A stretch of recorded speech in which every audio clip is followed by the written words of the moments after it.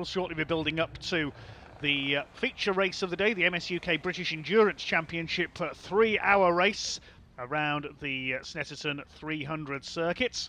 Perfect weather for endurance racing today. We'll give you the grid in a few minutes' time, but first of all, Ewan caught up with some of the competitors for this race down in the pit lane.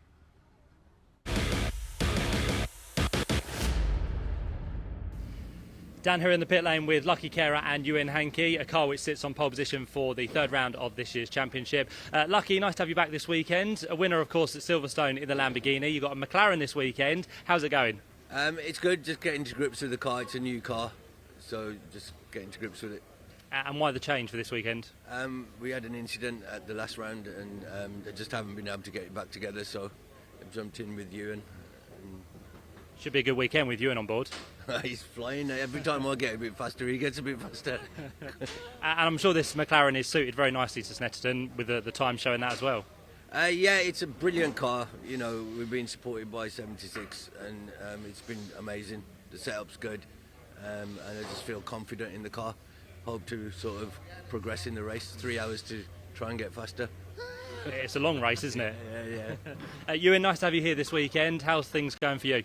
Yeah, they're going great. Obviously, this is a bit of a last-minute change up. I've been coaching Lucky and Lee for this year in the Lamborghini, and obviously, because the car got damaged at Alton Park, kind of made this arrangement with 76 and the McLaren a bit last minute, and Lucky kindly asked me if I wanted to drive with him. Obviously said yes, and so far so good. He's getting to grips with the car really well, getting quicker in every single time he gets in it, which is the most important thing, and yeah, happy with the pole position also. And the time showed that this morning, didn't it? Very quick time. Yeah, time was good. You know, similar to like the British GT times that are set, so I'm kind of happy with that. So yeah.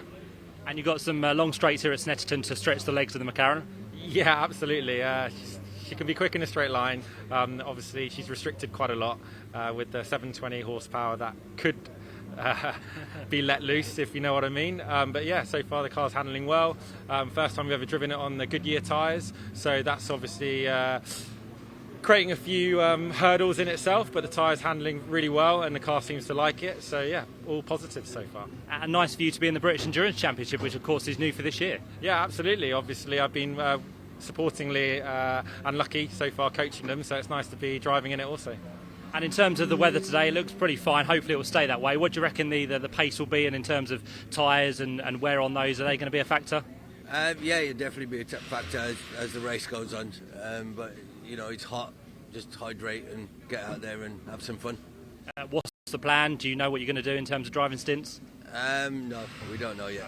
You'll keep that secret. When I get tired, I'll pull in. That sounds good, doesn't it? Where's Lee this weekend? He's busy with work and family, so... Yeah. You're looking for a good result anyway? Definitely. And Ewan, of course, for you, nice to be back here at Snetterton. How many years has it been since you've been here? It's actually not been too bad because I raced here in British GT in 2020 in the GT4 car, but I haven't driven anything quicker than a GT4 car here in a long time. So obviously been mainly European racing, so it's nice to be back. Nice to be here at Snet. We haven't tested here this year, so it's actually a good bit of practice for us for the British GT coming up later on in the year also. Yeah. In terms of results, shall I ask what that's going to be? Do you reckon you can stick it on the top step for the race later on? Well, Lucky's going to start the race, so hopefully he makes my life nice and easy, and I just have to do my bit, and then that's all she wrote, as they say. And you've got to stay out of trouble on that first lap? Yeah, that's the plan. Plain sailing, really. Let's see. Guys, thanks for your time. Good luck as always. Yep, cheers. Thank you. We're down here now with Ollie Webb, who's in the number 23 Lamborghini for this weekend. Ollie, great to have you here, driving with Ian Campbell. First round, I think, for you in the British Endurance Championship. How are you finding it?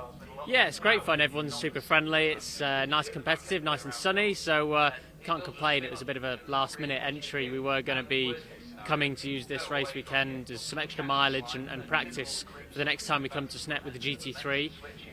Fortunately, the car had to get prepared for some other testing we've got coming up, but Ian had this apparently lying around, as you do, so we thought we'd come for a bit of fun anyway, and so far we're loving it.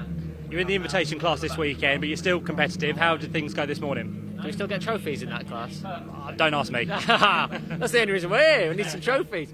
Yeah, it's going well. We're P1 in class in qualifying. I think P3 or P4 overall, which is great. We're ahead of some GT3 cars, which I'm super competitive, so I want to be P1 overall, even in a lower class. So far so good. Ian's doing really well compared to the other AMs that are in the Super Trofeos as well. So we're de-restricted in this, so it's a very, very quick car. I mean, it must have like almost 700 horsepower.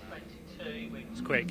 Yeah, it's super quick. It's probably pretty annoying. I've got friends, Ewan and a couple of others in the 720 GT3, and then Amici's in the Lambo, who, we're going to try and annoy a bit with how quick we are in a straight line. I suppose it's nice as well to bring it out on this circuit because you can stretch your legs, can't you? Yeah, I mean, on the one hand, when we were looking at the sim and the data before coming, it's got 3 long straights, which is great, but there's so many hairpins and small slow speed stuff on the inside that this is not quick on. I mean, even a GT4 is quicker really around the kind of slow speed stuff than this. So the GT3 and GT4's cup cars and a couple of other bits eat us up there. We just have to be very strong on the brakes, get a really good clean exit, and it's good for overtaking, it's good for traffic having this power.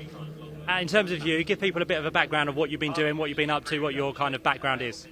Yeah, so mostly World Endurance Championships. So I've been doing Le Mans Endurance for the last 8-9 years, LMP1 and LMP2. We're doing GT3 in British GT and GT Cup this year, and moving on to next year.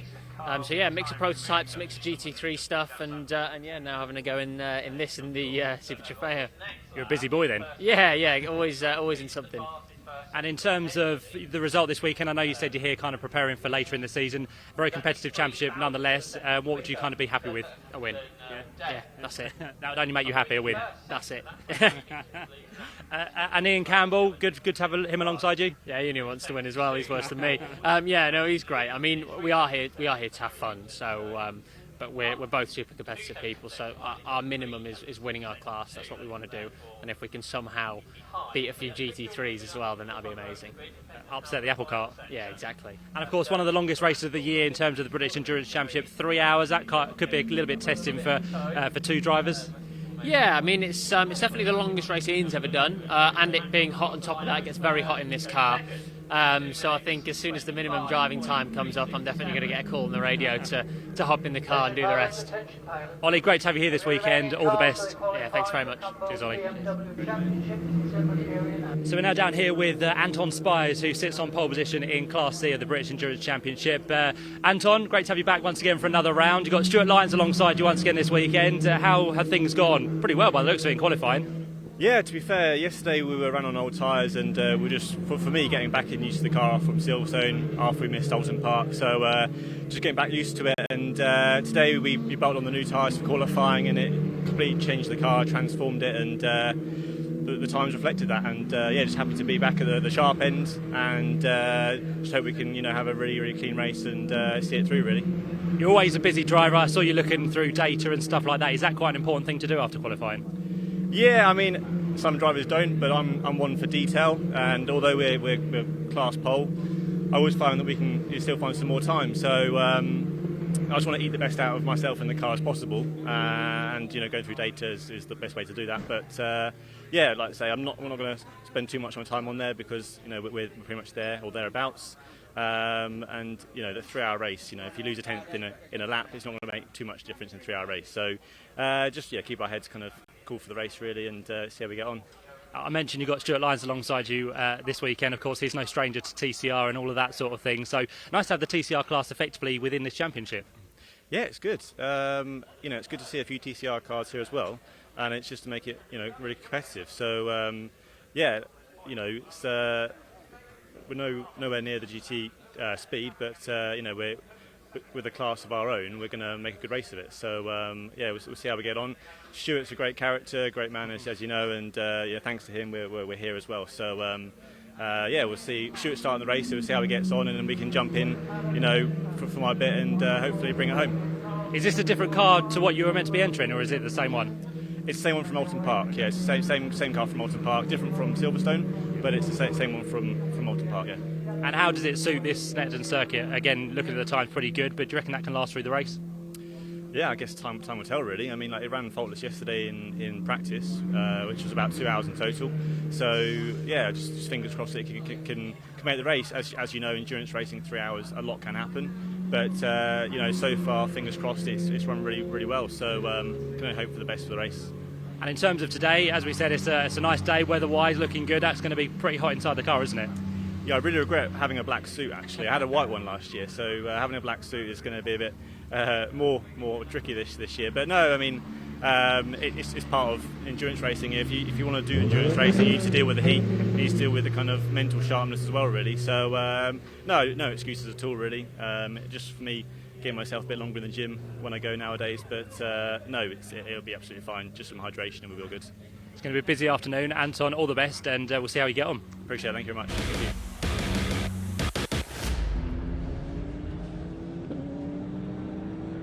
Cars on their way to the grid then for our feature race of the day, the MSUK British Endurance Championship 3-hour race.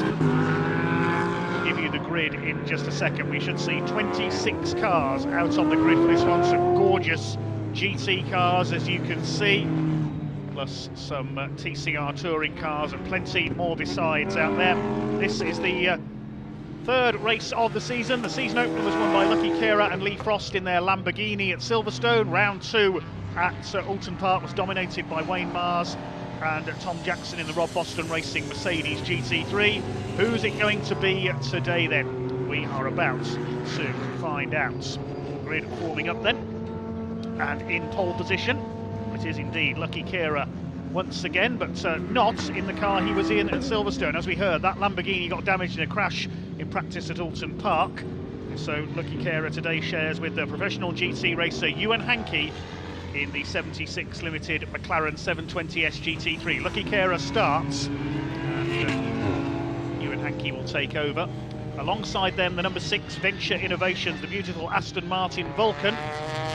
Normally shared by Stephen Tompkins and Gleb Stepanovs, but Gleb Stepanovs unable to race today, so Matt George has stepped in at the last minute with Stephen Tompkins' partner. Tompkins will take the start. The second row of the grid, the 160, the Alton Park winner, Wayne Mars and Tom Jackson in the Rob Boston Racing Mercedes. Wayne Mars takes the start. Alongside then number 23, the M-Tech Lamborghini Super Trofeo, running in Class B Invitation. Ollie Webb, the ex-European Le Mans Series champion, who we heard from earlier, is in that car, but it will be Ian Campbell who will start.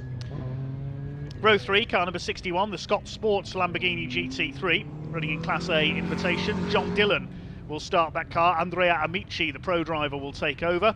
Alongside them, number 41, the Stanbridge Motorsports Lamborghini Super Trofeo car. Chris Kemp will start, and it's Benny Simonsen, the Dane, who will take over. Row 4 is the number 19, the Blackthorn Racing car.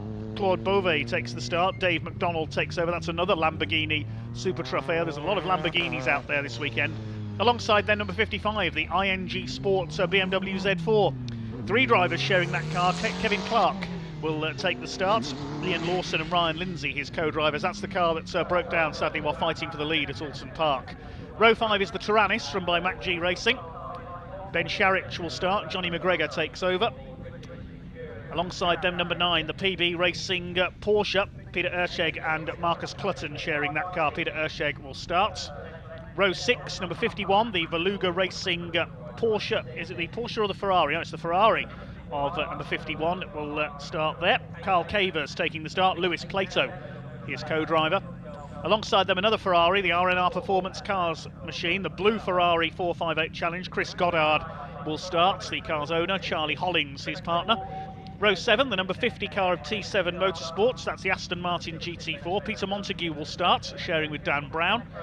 Alongside number 94, the first of the TCR cars, the Maximum Motorsport car, shared by Anton Spires, who we just heard from, and Stuart Lines. Stuart Lines, the boss of Maximum Motorsport, takes the start. Row 8 is the second Veluga racing car, that's the Porsche 718 GT4. The Little family, it will be James Little who starts, sharing with his son Jake. Alongside them, number 63, the T4 Motorsport Seat Cupra TCR. Mark Havers will take the start, sharing with Max Hart, one of the stars of the TCR UK Championship. Row 9, number 26, the Corton Miller Motorsport TCR Cupra. Will Caswell starts, sharing with Brad Kaler. Alongside number 87, the shared Autosport car, Jonathan Beeson starts, sharing with George Healer. Row 10 is another TCR car, the Seat Cupra TCR of Day and Foster. Alex Day starts, sharing with Will Foster. Alongside the number 36 Team Hard Ginetta G55 GT4. Mike McPherson starts, a late replacement for Ray Harris, who shares with Josh Hislop. Number 66 is next. That's the Opel Astra TCR. Welshman Rhys Lloyd takes the start, sharing with Yannick Mettler. Alongside them, number 22, the EDF Motorsports TCR Cupra. Richard Avery starts. He shares with Nick Hull. The 12th row, number 68, the overall championship leader in Class D. The Team Brit Aston Martin, Luke Pound starts, sharing with Andy Tucker. Alongside the RVR UK number 14 car, which is the first of the Class F cars. That's the McAleer family. Mark McAleer starts, his son Jake sharing with him. The final row of the grid, number 60, the EDF Motorsports car of Ash Woodman, sharing with Martin Byford. That car, I'm told, is starting from the pit lane. And the number 88 of New Barn Racing will start from the back. The Jaguar F-Type, started by Adam Thompson, sharing with Callum Thompson. We can now head down to our reporter Matt Suckling, who's down on the grid for this British Endurance Championship race, enjoying the sunshine of Snetterton on the grid.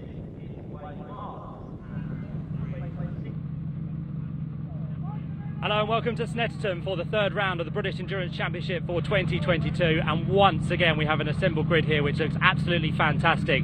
We have the Aston Martin Vulcan on pole position, which has Matty George behind the wheel this weekend, with Gleb Stefanov's not here, so he's going to be the new partner to Mr Tomkins. We've also got the pole sitter who's just arrived as well, which is Lucky Kira. He'll be joined as ever by a newbie for this weekend, Ewan Hankey in the McLaren, which we had the Lamborghini at Silverstone, but it's a McLaren for this weekend. You've got winners from Oulton Park a little bit further back as well, which is Tom Jackson. He's going to be with Wayne Mars for this one, and of course as we look a little bit further back, the number 41 machine, which starts fourth on the grid, that's going to be not here unfortunately, that's in the pit lane. So we've got a little bit of a come through the field for the Ollie Webb machine, which just missed the cut-off before the pit lane closed, with Ian Campbell for this weekend. So that's going to be one to watch out for. Ollie Webb, a natural in LMPs and everything to do with GTs, especially the British GT Championship for this year as well. We've got the number 61 car to watch out for. That's an invitation class for this weekend. John Dillon and Andrea Amici, so we're going to look forward to that. We're almost good to go as the engines get fired up here at Snetterton. It's round 3, and let's hand you up to the commentator for this 3-hour race.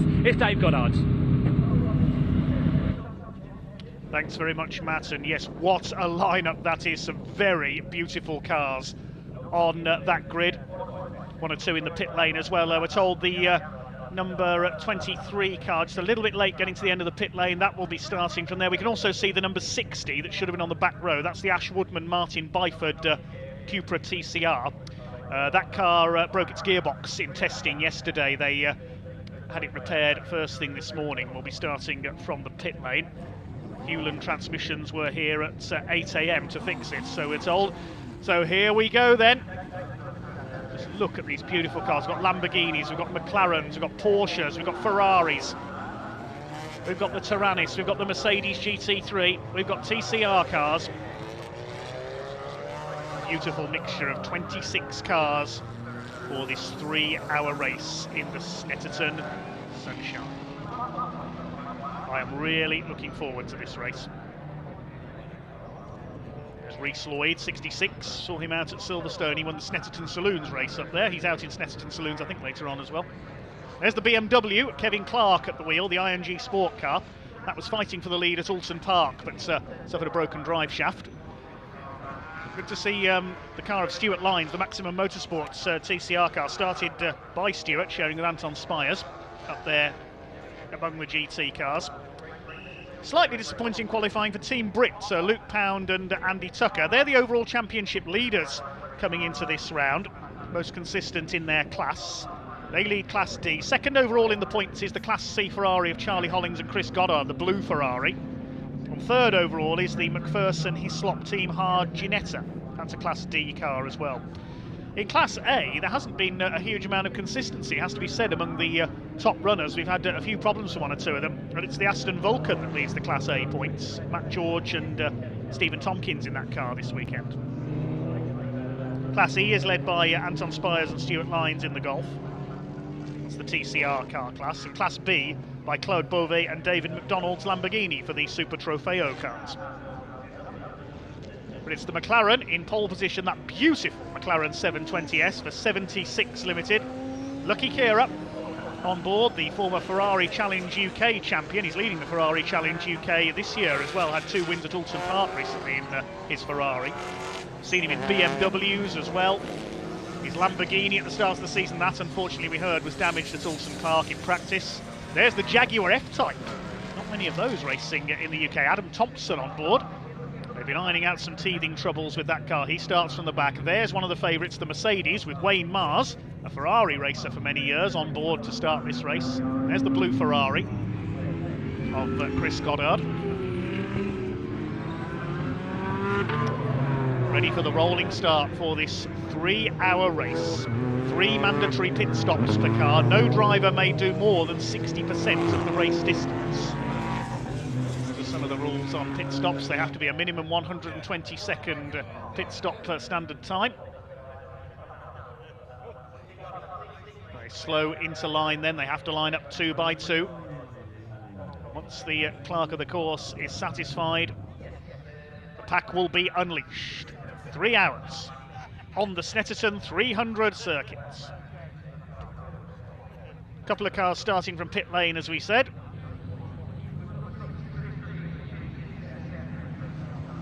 One other TCR car in the pit lane, but Lucky Kera and Stephen Tompkins lead the cars up towards the red lights. 26 cars, 3 hours of racing, the MSUK British Endurance Championship here at Snetterton. Watch for the red lights going out. The pack about to be unleashed. Let's get ready to rumble. Here we go. And rumble they do down towards Riches for the first time. Lucky Kera in the Lamborghini, in the McLaren rather, on the inside. Takes the lead ahead of Stephen Tompkins in the Aston Martin Vulcan. Third, Wayne Mars in the Mercedes GT3. A magnificent sight they make as they head up towards Montreal Hairpin for the first time. Kera leads it from Tompkins. Mars then the first of the Lamborghini Super Trofeo cars. 51 Porsche well up there for the Valuga team. As they head out towards Agostini for the first time. Lucky Kera sharing with experienced professional GT racer Ewan Hankey. First of the Lambos up there in 4th position. That's the car of John Dillon, I think, having a go at the 3rd place Mercedes. Then it's the BMW, then Peter Erscheg in the white Porsche. BMW driven by Kevin Clark. That's John Dillon. We saw him have some success in his Ferrari in the wet here at Snetterton last season. I think he was sharing with Phil Quaife on that occasion. Andrea Amici is his co-driver today. Just getting their cars dialed in around this opening lap. A long way to go yet. 3 hours on the Snetterton 300 circuits. Start to sort themselves out. Car 51 is certainly Porsche for Valuga Racing. They've got 2 Porsches out there, not the Ferrari. That's an error on my entry list. So it is a Porsche for car 51, Carl Cavers and Lewis Plato. We'll see it come through here. Yes, there it is. So car 51, not a Ferrari. As we said earlier, it is a Porsche. Apologies there. Behind them is a Ferrari though. Chris Goddard in the 144. There's the Tyrannus with Ben Sharich on board, the yellow car. Solid scrub of cars through behind. John Dillon all over the tail of Wayne Mars for 3rd place. First lap about to be completed by Lucky Kera, looking to take a win in his 2nd different car of the season. He won at Alton Park with Lee Frost, at Silverstone rather, with Lee Frost in the Lamborghini. Leads by a 2nd ahead of Stephen Tompkins in the Aston Vulcan. Into the hairpin they go.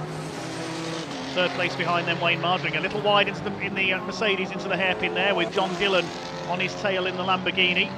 That's the Class A Invitation Lamborghini GT3 spec car. The Super Trofeo spec Lamborghinis running Class B.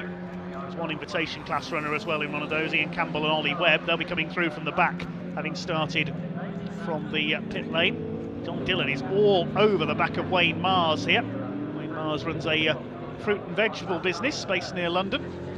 Raced Ferraris for many years, sharing with professional driver Tom Jackson in the Rob Boston Racing Mercedes GT3. John Dillon, another regular Ferrari man over the years before switching to this Scott Sports Lamborghini. It's the BMW in 5th position, driven by Kevin Clark. Peter Erscheg with him in the Porsche. There's a battle of TCR cars. That's Stuart Lyons, the boss of Maximum Motorsport, with the 44 car. That's Alex Day on his tail. Here are the leaders. Lucky Kera runs a food business based in the West Midlands. Began racing in 2017 with the BMW M3. Has risen through the ranks of GT racing since then. He's raced in the Porsche Carrera Cup GB, he's raced in the Ginetta GT4 Super Cup as well. Now with aspirations of international sports car GT racing. There's the Tyrannus, Ben Sharich on board. Its creator Johnny McGregor will take over that car later on. Here are the TCR cars, and Stuart Lyons lost a couple of places there. Mike McPherson also in that battle. There go the two leaders. They're already some 5 seconds clear of the rest of the field.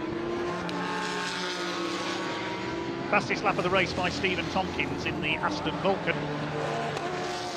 That car has got 2 pro drivers on board this weekend, as up the inside goes John Dillon, takes 3rd place from Wayne Mars in the Mercedes. So John Dillon, the Class A invitation car, up into 3rd position overall. Invitation class cars don't count for points. So still 3rd in Class A is Wayne Mars, sharing with Tom Jackson in the Mercedes.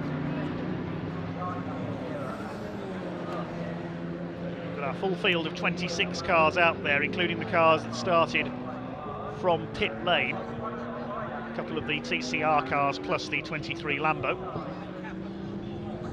Getting themselves settled in then over the first 5 minutes of this race. The pit window opens 20 minutes in. Now there's the number 23, that's Ian Campbell in the Lamborghini.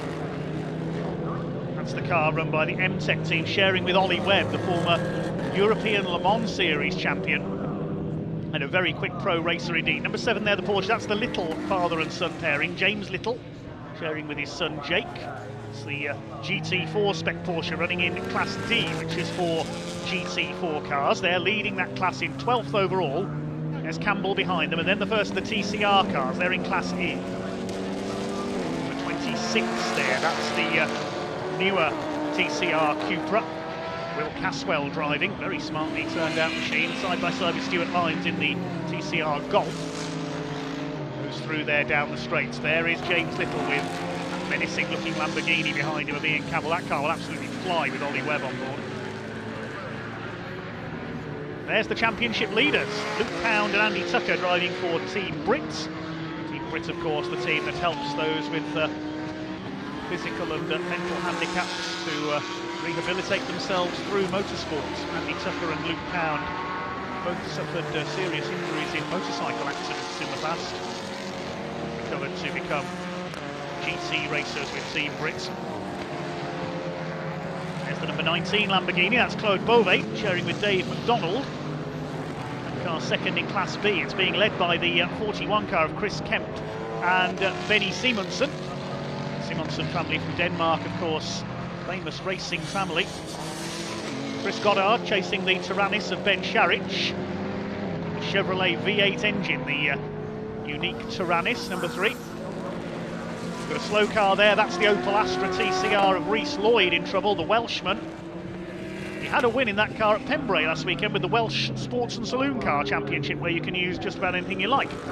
Sharing with Yannick Mettler today, the pro driver in that pairing.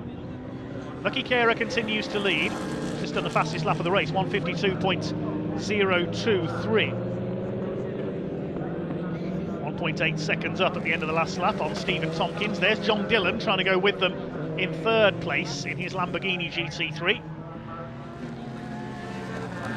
Wayne Mars 4th, and there's the Astra. I'd imagine that's coming into the pits, because it looks like Rhys Lloyd has got a problem with the TCR Astra. Wait to see if he comes in. Leaders over the line, and fastest lap of the race by John Dillon. He's closing in. He's only 2.5 seconds off the 2nd place Aston Martin now, as meanwhile Ian Campbell chases down the Tyrannus by Ben Sharich. That's the battle for 11th place. The Tyrannus 5th in Class A. Campbell and Webb, of course, is the Class B invitation car. Invitation class is not counting the championship points. Lucky Kera leads from Stephen Tompkins. There's Peter Erscheg, was in the fight for the lead in the opening round at Silverstone. Unfortunately failed to start round 2 at Alton Park. He tangled with Lucky Kera in practice. Leaders beginning to spread out slightly here. Still plenty of battles all the way down the pack. Chris Goddard has lost a couple of places in the blue Ferrari. It's Sharich and Campbell who've got past him.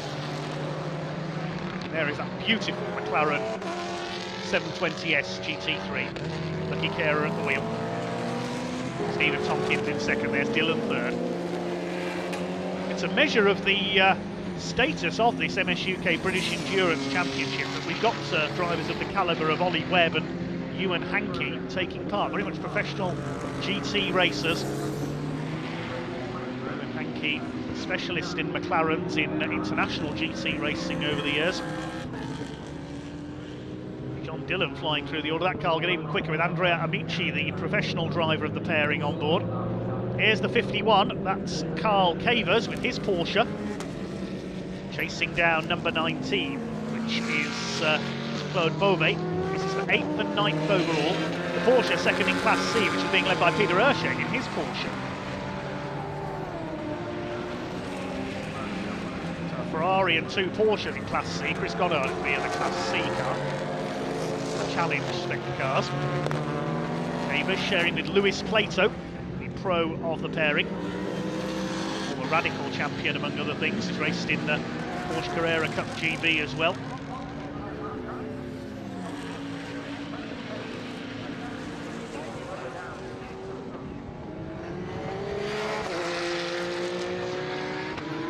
Here come your leaders.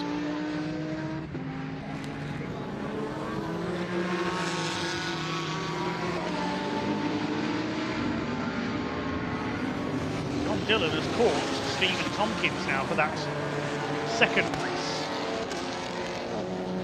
And towards Oggies, then Williams into the back straight of Bentley. A couple of lengths in it now. John Dillon, very quick indeed in this Lamborghini. Seen him winning his Ferrari in the British Endurance Championship in the past.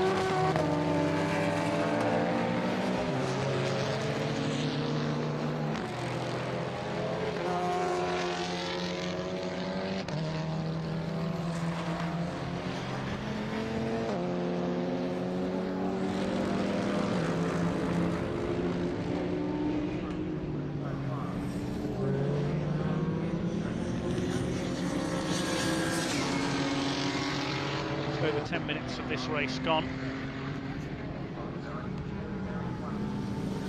Looking at the class leaders, the overall leader, Kara, leads Class A.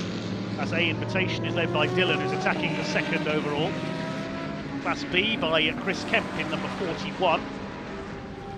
Class C by the Peter Erscheg Porsche, the white number 9. Class B Invitation by Ian Campbell. Class D by James Little. Class E is led by the Day and Foster, number 44, Alex Day. They were leading Class E at St Alston Park until the car let them down. Class F is being led by, further back in the order, by the Porsche of the Macaleers. Reece Lloyd has pulled his Astra into the pits, as I suspected. That car could well be the first retirement, sadly. John Dillon still all over the back of Stephen Tompkins. He's done the fastest lap of the race, John Dillon, 1:51.337.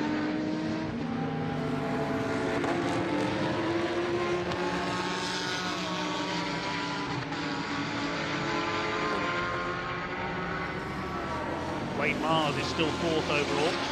Ian Campbell's Lamborghini, I can tell you, has got ahead of Carl Cavers, so he's up into 9th place. There he is, now chasing Claude Beauvais' Lamborghini. Second in Class B behind the 41 of Chris Kemp in the Stanbridge Motorsports Lamborghini. Carl Cavers in the Porsche up there behind them.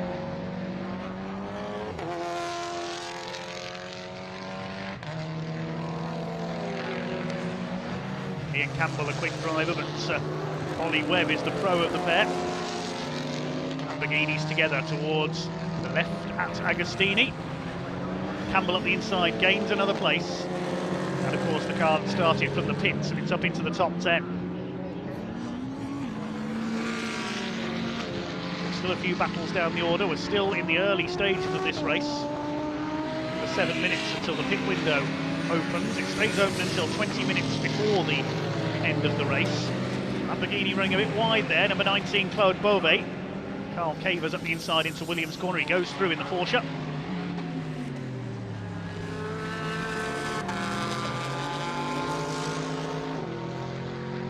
down the Bentley straights. Claude Beauvais will have the straight line speed advantage here in the Lamborghini, I would think. Side by side with the Porsche. Cavers is later on the brakes. That holds up. This is the battle for 9th position. Campbell's already gone through into 8th. Lead gap is now up to 4.5 seconds. Lucky Kera is pulling away from the Aston Martin of Stephen Tompkins. Gillen's dropped back a little as well. He's a couple of seconds back on Tompkins now in the Lamborghini. There's our leader. Coming up to lap 1 of the TCR cars. That's the number 60 of Ash Woodman. Started from the pits after the gearbox had to be replaced this morning. They failed to start the race at Alton Park as well. So not a lot of luck for EDF Motorsports so far this season. Ash Woodman sharing with former British touring car man Martin Beitman.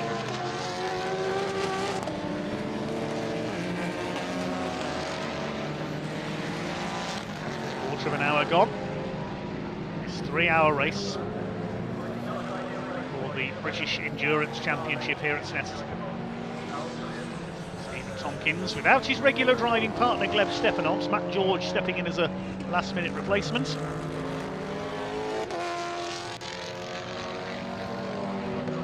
First 3 are well clear here. Dillon is some 19 seconds clear of the Mercedes of Wayne Mars. Up inside, that's Matt George passing one, not Matt George, Stephen Tompkins, sorry, passing the back marker there.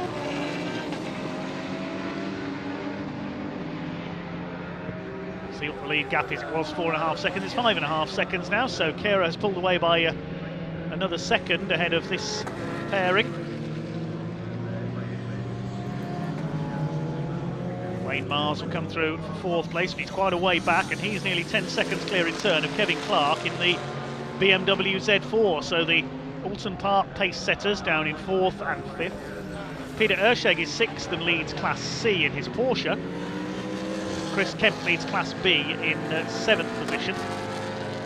Ian Campbell is 8th.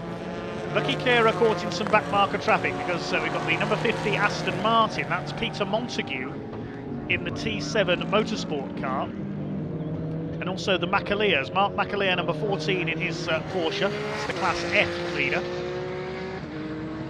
Raced Porsches for many, many years, Mark Macaleer. His son Jake sharing with him. There is the Team Brit Aston Martin, number 68. 3rd in Class D. Class D is being led still by James Little in the number 7 Porsche. The Team Brit, the overall championship leaders coming into this round, the most consistent in their class. 2nd in their class is that pink and green Ginetta, the familiar colours of Team Hard, being driven here by Mike McPherson, sharing with Josh Hislop. Here comes the 44, Alex Day leading Class E in the Cupra TCR, flashing the lights there at the number 7 of James Little, and he's leading Class D. 2 class leaders together. They've got Chris Goddard in the blue Ferrari ahead of them. This is 12th, 13th and 14th. Oh, that's the Vulcan off. What's happened there to Stephen Tompkins over the grass? Wait to see if we can see what happened there. One car has been given a warning for track limits. It's only a first offence, the number 51 of Carl Cavers. You don't want to exceed track limits too many times. Oh, there's bodywork rubbing on the tyre there. We saw the smoke from the Aston Vulcan, so it's been damaged as a result of that off. Yeah, you can see there, damage to the right rear. That's the tyre rubbing against the bodywork. So that car is going to be into the pits. They'll lose 2nd place. They have lost 2nd place. It must have had a spin into the tyre wall there. I think we saw something similar happen at Alton Park. It ended up in the tyres there, the Aston Vulcan. So it's now a 7.8 second lead for Lucky Kera. John Dillon in 2nd. And Wayne Mars further back in 3rd, some 21 seconds down. The Vulcan will be heading for the pit lane. We'll try and find out what's happened there. Whether he had a spin or whether there was some contact or what happened, we don't know. And another car coming in as well. Kevin Clark has brought the BMW in. Now, has the pit window... I don't think the pit window has yet opened. No, there's still a couple of minutes until the pit window opens. So that's a problem for the BMW of Kevin Clark as well. A pair of battling Lamborghinis. The 23 of Ian Campbell now ahead of Chris Kemp in the 41. He's leading Class B.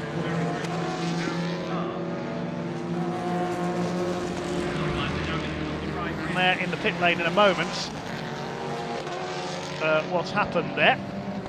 See, Matt is in position. Matt Suckling, our pit lane reporter during this race.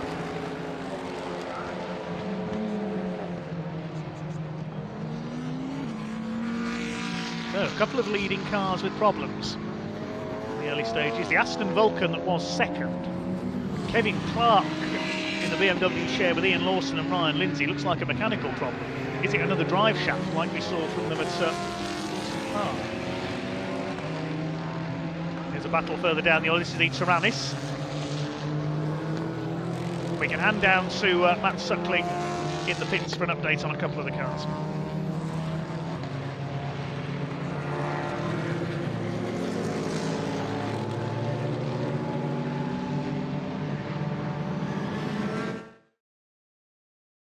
Number 66 machine. Yannick, what was the problem with your car? We had some misfires, started already in qualifying, and in my stint we had a last minute spark plug operation, found some around here, put it in, went out, and apparently Reese was in the car, he has it again, so he had to back off a little bit, and then I think trying to make up ground he went off, collected some grass, and the engine started overheating. Once here the gearbox failed, so many things after each other, a bit of a chain reaction, but yeah, let's see, we're back out running. It's not the start you wanted, but luckily it's a long race this afternoon. Yeah, I mean, obviously not ideal to start like that, but like we see on our left here, a lot of things can happen, so we don't give up, that's for sure. Let's see if we can catch up some guys. Did he cause any damage by going off as well or not? Don't think so. Hopefully the engine is fine. It overheated shortly, but I was back there watching from trackside, and I saw he was going slow. So hopefully no more damage. Good luck for the rest of the afternoon. Thank you. And just to let you know as well, Dave, the BMW Z4 is in the pit lane as well. That had a left rear puncher, which has now been sorted, so we're just waiting for that one to go back out. And the Aston Martin Vulcan has just gone back out as well. So a bit of drama for some of the early pace setters in this race. But for now, back to you. Thank you very much, Matt. So yes, we see after it's off there, the Vulcan is back on track with Stephen Tompkins at the wheel. The pit lane, the pit window is now open. So we should see some cars start to come in. We heard that Kevin Clark has gone back out in the BMW. That car had a puncture.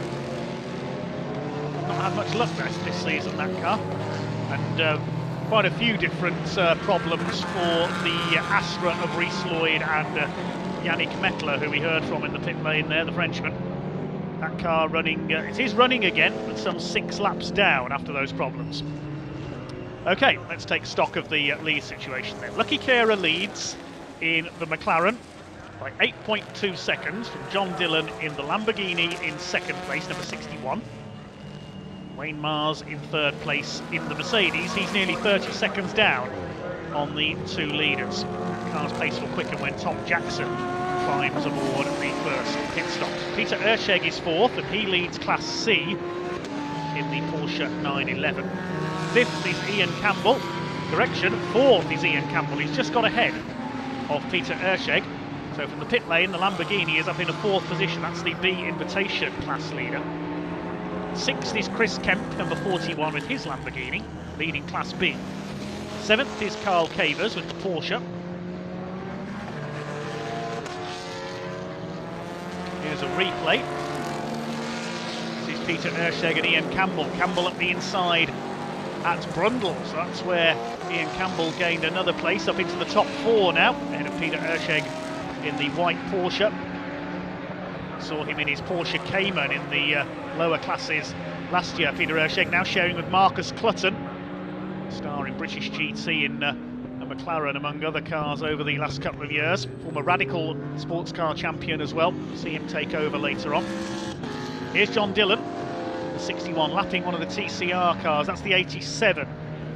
Jonathan Beeson with the Golf. Stephen Tompkins behind him, but Tompkins a couple of laps down after that pit stop. Ash Woodman has called into the pits with the Seat Cupra. So I think that's the first regular pit stop. They were towards the back of the field anyway.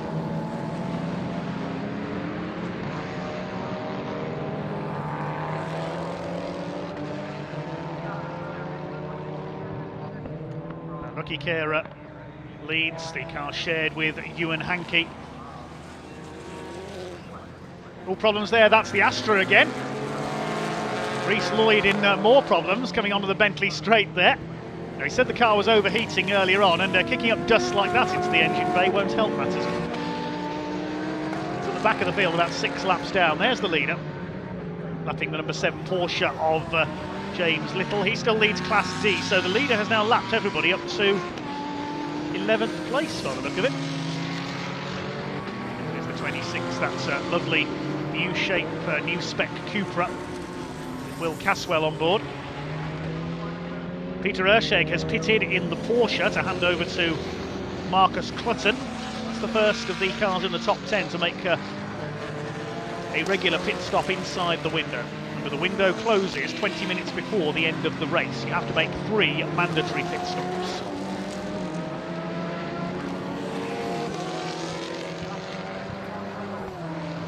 The number 41 Lamborghini of Chris Kemp is dropping down the timing screen. Car share with Benny Simonsen. Now, has he had a problem somewhere? He's gone into the paddock, we've just been told by the timing screen. So Chris Kemp has pulled the Lamborghini into the paddock. He didn't come in through the pit lane, he came in through the second paddock entrance. So that car may well, that suggests to me, that car will be out of the race. There's Kera lapping Ben Sharich in the Taranis. There's the second place car. Oh, that's Lamborghini John Dillon, number 61. Looks like there's some damage on the left front corner there. Damage on the left front corner. We saw Stephen Tompkins have an off.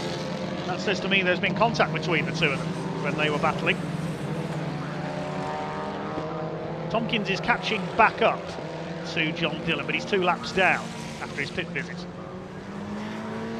You can see the left-hand headlight there on the 61 car looks slightly damaged, so that says to me there's been some contact with Stephen Tompkins. We don't know that for certain, of course, we'll wait and see. Mars in third.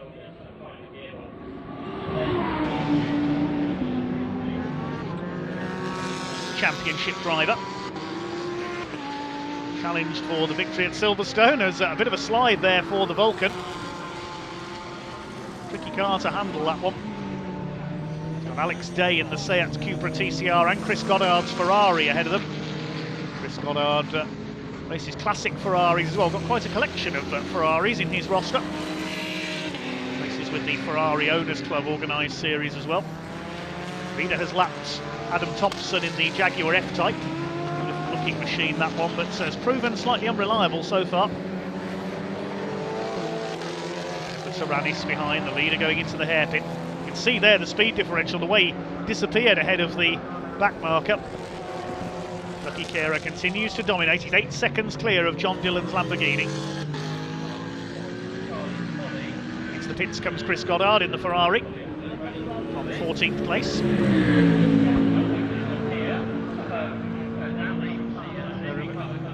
Looks like they are doing a bit of work on that car, or are they just removing the back for refuelling purposes?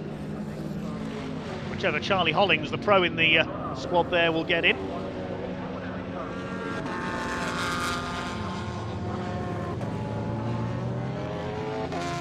So it looks like we may have lost just the one car. It looks as though Chris Kemp's Lamborghini might be out of the race. So Benny Simonsen will not get to drive, sadly. It's the other blue Lamborghini that we saw battling in the early stages in the lead of Class B. So it's Ian Campbell now into the lead of Class B.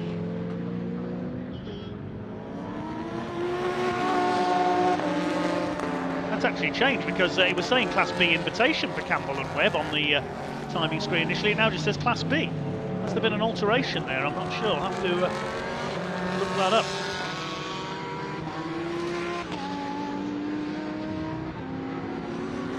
There's the Team Hard Ginetta, number 36. Michael McPherson chasing down James Little. This is the battle for the lead in Class D. It's having a look on the inside as they go into Coram. The scrap is on for the lead of Class D. Mike McPherson draws alongside the Porsche. Can he take the class lead away? Yes, he can at Coram. Mike McPherson puts Team Hard into the lead of Class D. For the team Brit, Aston Martin loses it coming out of Murray's. Luke Pound spins onto the infield. Hopefully he'll get going from there. And more problems for the TCR Astra. Left front puncture. Scored a glimpse there, the tyre is flat. Poor old Rhys Lloyd. Well, he had a win at Silverstone earlier this year in the Snetterton Saloons. He's had a win at Pembrey in the Welsh Sports and Saloons as well. And there's the other car that suffered a puncture, Kevin Clark in the BMW.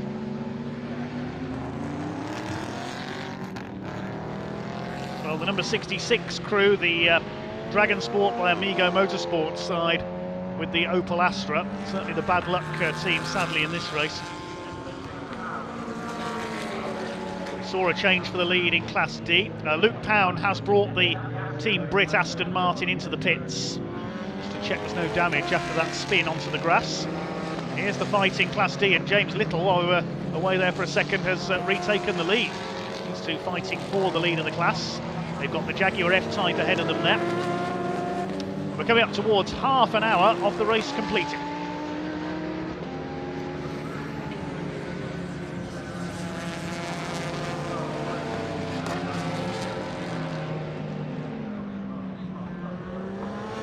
Lucky Kera leads. Fastest lap of the race has been done by John Dillon. 1:51.337. Alex Day moving up there past the back marker, now closing on the two Class D cars. Day in the Cupra leading Class E. That team hasn't had much luck so far this year, the number 44, the CTR Alpha Tune team, so they would welcome a class win here. Second in Class E is the Caswell Kaylor Seat Cupra TCR. The third in Class E is the Beeson and Healer car. Jonathan Beeson is listed as a Seat on the entry list, but that is a Golf. There it is, the white and black car. That's definitely a VW Golf. Lead gap is just over 9 seconds. Lucky Kera ahead of John Dillon. Alex Day trying to split up the, he has split up the lead battle in Class D. He's got ahead of Mike McPherson, Ginetta. There's the Astra back in the pits. Rhys Lloyd, the Welshman, Yannick Mettler, not from France, I said earlier, from Switzerland, apologies there. So Alex Day now up into 10th overall. That's a Cupra going well. Have we had any more pit corners? Yeah, Luke Pound we know has come in, so the Andy Tucker on board that machine now.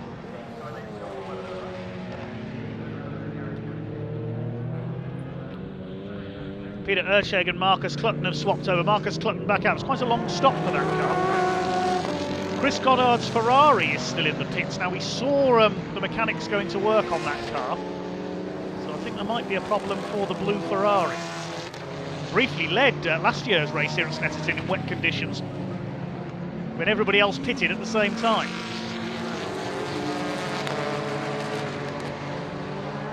Mike McPherson trying to retake Alex Day. They're in different classes, but enjoying a good race between them. And there are the second and third place cars in Class E, with Kevin Clark monstering up behind them in the BMW Z4. Ginetta goes through, Mike McPherson. It won't matter too much to Alex Day because, as we say, they are in different classes. He still keeps his class lead. Class E for TCR touring cars. Rhys Lloyd back out again. And he runs wide there. Is that just cold tyres or is there damage to the steering as well?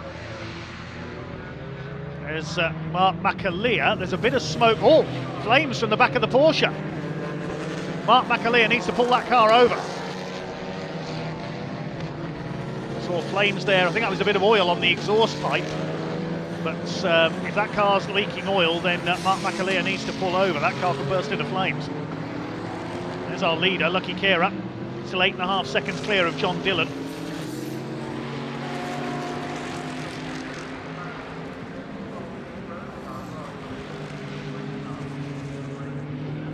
Keep an eye on that number 14 Porsche if we can.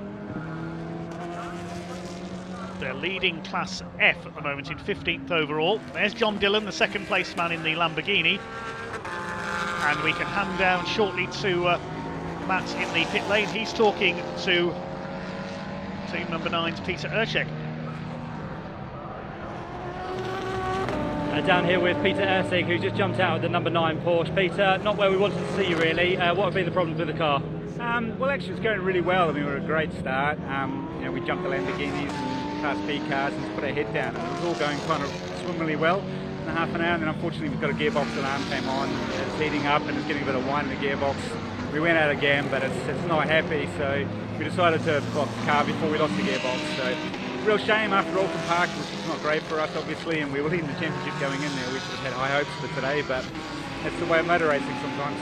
And of course, when you see that message on the screen, you don't want to put it for any more kind of trauma, do you? No, exactly. And the last thing we wanted to do was blow the gearbox, put some more up, win the race for everybody else. It's time to bring it back in and fight another day. And I saw you came in, you let Marcus go in for a little bit of a one-lapper just to see if that was the problem, but you're absolutely right, it was that, wasn't it? Yeah, we put Marcus in because we may as well, seeing we had to stop and it was unscheduled. I was supposed to do like an hour and 20 before we came in. Throw Marcus in because they give us options, but with the gearbox like that, then it was, as soon as he hopped in, he could hear the whine. And it's funny, when you're actually in the car, it takes some time for you to notice the difference in sound, but he jumped straight away. It was obviously the box is not happy, so that's it for the day. Such a shame. Hopefully you get it fixed for Silverstone next time out. Yeah, that's the plan. Thanks, Peter. Bye. There we go, Peter Ersig then, as we said, with gearbox issues with the number 9 Porsche. Quite a few dramas up and down pit lane, so we're going to try and get to the bottom of as many of them as we can, but for now, back to you, Dave. Yes, thanks very much, Matt. That's a great shame. They failed to race at Alton Park, the PB Racing Porsche squad, after an accident in practice. And now the car out of the race with, looks like a failed gearbox. Great shame for Peter Ersig and Marcus Clutton. The blue Ferrari is still in the pit lane, so problems for Chris Goddard and Charlie Hollings as well. And the Macaleers have now come into the pits too. Probably the safest thing there. We saw a few flames from the exhaust, a bit of oil leaking from that car by the look of it, the father and son pairing. They were leading Class F. That's now led by the Thompsons in the Jaguar F-Type. There's Stephen Tompkins in the Aston Vulcan. Have we had any more pit callers in the meantime? I don't think so. No, the number 50 car has been in. Peter Montague handing over to Dan Brown. The other car we've lost, I think, is the 41 of Chris Kemp and Benny Simonsen. The number 87 car has received a black and white flag as a warning for exceeding track limits. The driving standards flag, that's Thornton Beeson in the Golf TCR. Any more offences and a time penalty may well be applied. So the warning flag has gone out to the 87. Still the lead gap is 9 seconds between Kara and Dillon. Wayne Mars still further back in third. There is the Lamborghini. You can see that bit of damage to the left front. Doesn't seem to be slowing John Dillon down though. Coming up on one of the TCR Cupras there. There is the number 41 now. That car came back into the paddock. I thought it was out of the race, but they're working on it there. You can see on the left rear. This is the Chris Kemp, Benny Simonsen car. Hopefully Matt can find out what the problem is there. I thought that car was out of the race, but they're looking to give it another go. Mike McPherson has come in, I can tell you, in the Ginetta. Josh Hislop will take over there. There is the Merc of Wayne Mars, number 160. Dominated the Alton Park race. Their only challenger, the BMW Z4, sadly broke down.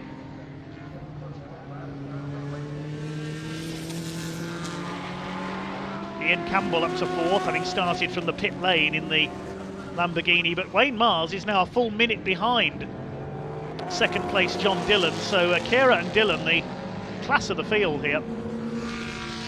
Plenty of class battles to concentrate on all the way down the order in this 3-hour race here at Snetterton for the British Endurance Championship.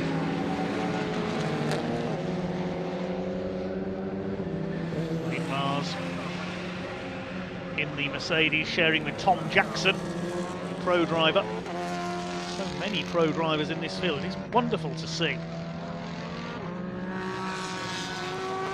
Rounding out the top 5 is still Carl Cavers in the Porsche number 51. He leads Class C with the demise of Peter Erscheg's Porsche. Not had any luck at all this season, PB Racing. There's the leader.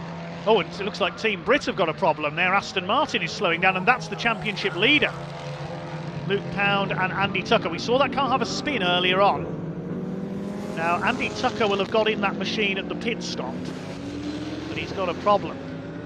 There's the fourth place Lamborghini of Ian Campbell sharing with Ollie Webb. Flash of flame from the exhaust pipe there through the right-hander at Oggies. Claude Beauvais is in sixth place in his Lamborghini, then Ben Sharich with the yellow Tyrannus, and yes, the Aston Martin has pulled over and he's close to the edge of the circuit there. I think that may well be a safety car. So that's going to give a chance for most of the field to make their first pit stop, I would think, if the safety car is going to come out. We'll wait and see. John Dillon coming up to lap the Lamborghini of Ian Campbell. And a quick John Dillon is here, having a fantastic time of it, John, in the Scott Sport Lamborghini. So second place laps fourth place. That's how far ahead the two leaders are. There's Lucky Kira. He's already lapped Ian Campbell.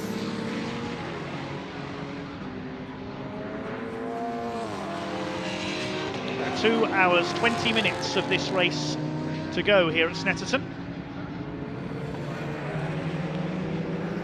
Class D is still being led by James Little in 8th place, with Mike McPherson having pitted in the Ginetta. Alex Day still leads Class E in 9th overall, with the number 26 of Will Caswell in 10th. They're separated by only a couple of seconds, the two Seat Cupras. Third place comes up to lap one of the Beluga Racing Porsches. 11th behind them, third in Class E, is Jonathan Beeson with the Golf. 12th place is Richard Avery in the number 22 TCR Cupra, the blue and white version, the EDF Motorsports car, sharing with Nick Hull. They used to race together in Porsche Boxsters. And the Aston Vulcan is now back up into 13th place, driving by Stephen Tompkins. Now, because that car, the Vulcan, incidentally, is being shared by two pro drivers, that has to serve an extra 10 seconds at each pit stop. A lot of smoke out of the Aston Martin there, and that's Andy Tucker calling for assistance there. I hope that car isn't on fire underneath.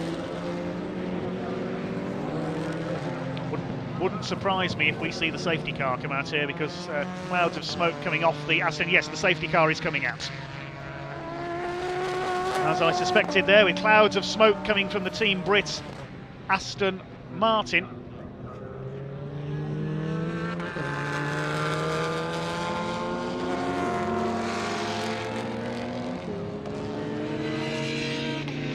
Team Brit, the number 68 Aston Martin, that's car going up in smoke, and their championship lead could be going up in smoke as well. They were only a couple of points ahead in the overall championship, although their nearest challengers, 2 points behind, are Chris Goddard and Charlie Hollins. Well, they're still in the pits. They have been for about 10 laps now.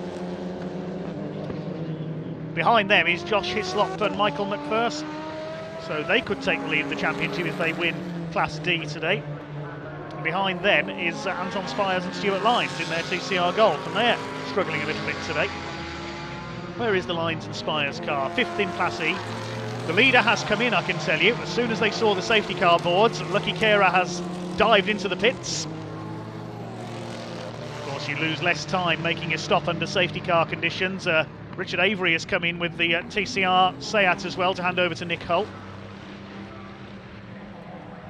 The Jaguar F-Type, leading Class F, has come in.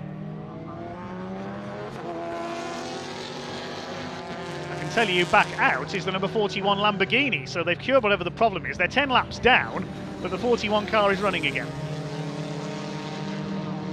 Where is the Team Brit Aston Martin GT4? The championship leaders, it looks like, are out of the race.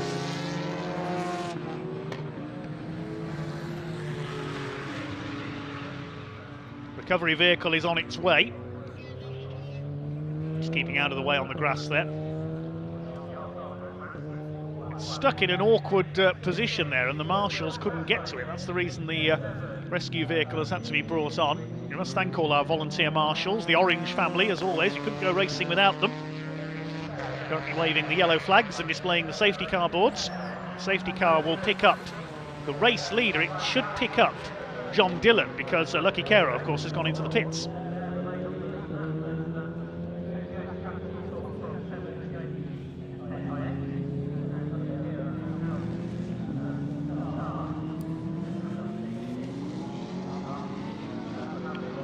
So the stranded Aston Martin on the entry to Agostini.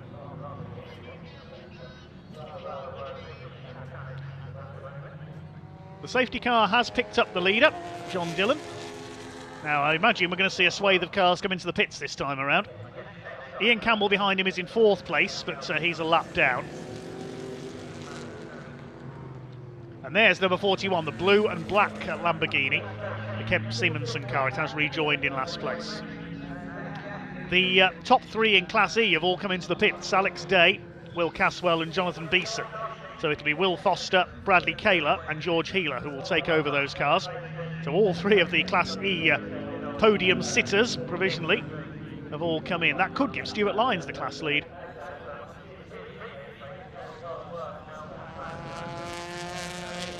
How many are going to come in this time around? Got 2.25 hours of the race to go. We'll look on the timing screen as they go by and see how many are going to peel off into the pits. Fire marshals in attendance. Cloud of extinguishers emanates. It wasn't immediately obvious that the car was on fire, but the driver soon signalling for assistance there. Wayne Mars has brought the Mercedes into the pits, so Tom Jackson will take over. This will give the Mercedes crew the chance to catch up here. Rob Boston Racing. A couple of cars leaving the pits in the background. There's James Little, number 7. He's yet to stop.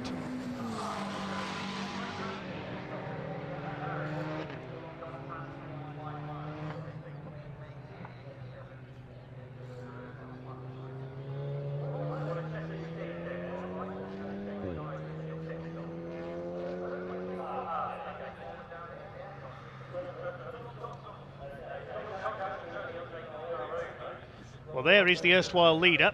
It'll be Ewan Hankey on board that McLaren now.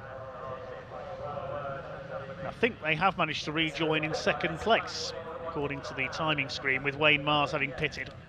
There's your leader behind the safety car. Ian Campbell in 4th place. They've yet to stop the Lamborghini Super Trofeo car. Yes, the invitation classes have now disappeared from the timing screen because the 61 is now listed as being in Class A and the Campbell Webb number 23 being listed in Class B. So not too sure what's happened there. There's the McLaren behind the 44 car now, driven by Will Foster.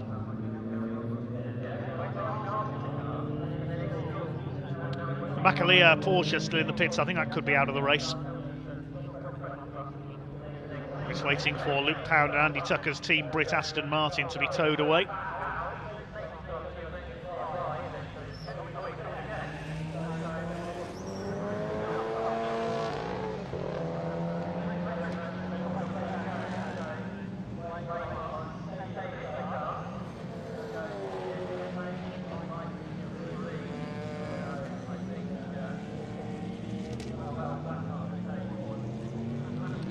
Under the safety car here at Snetterton in this 3-hour British Endurance Championship race due to problems for the Team Brits Championship leading coming into this round. Aston Martin of Luke Pound and Andy Tucker. If you are just joining us, a warm welcome to a very warm Snetterton. Team Brit suffering like a small fire on board the Aston Martin. And we can head down shortly to the pits with Matt Suckling. He is in the Rob Boston Racing pits with the Mercedes AMG GT3 crew.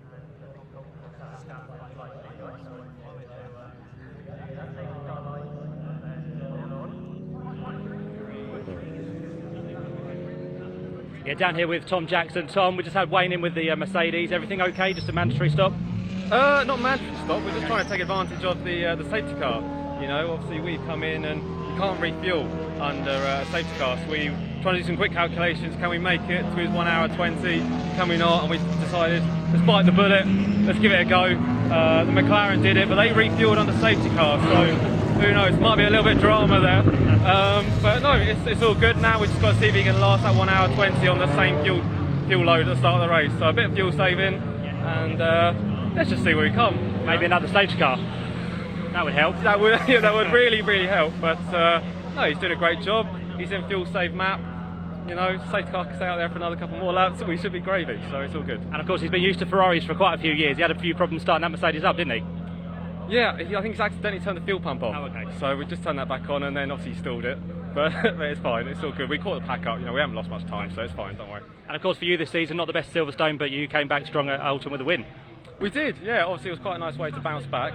But you know, some of the new good boys that turned up this weekend have put their foot down a little bit more.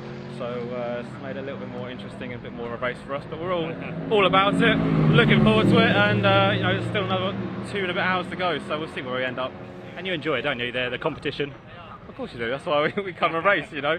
But no, driving that Mercedes as well, it's just an absolute animal. Yeah. So and the sun's out, no clouds, and it's just a lovely day, isn't it? It's beautiful, and you've got a busy afternoon, so I'll let you get on. Thanks so much for your time, Tom. Cheers, buddy. Thank you very much. There we go, Tom Jackson, who is going to try and back time where he gets into the car, but very clever there from the team down here for the Mercedes to try and get that pit stop out of the way. More time for Wayne in the car now, but Tom is ready for the later stint to come here at Snetterton. But for now, back up to you, Dave. Loving the pit stop board there for the Rob Boston Racing team with a caricature of, I think that was Wayne Mars. So no driver change there, Wayne Mars still in the Merc. But we heard there as well, the McLaren, we believe, has refueled under safety car, which you can't do.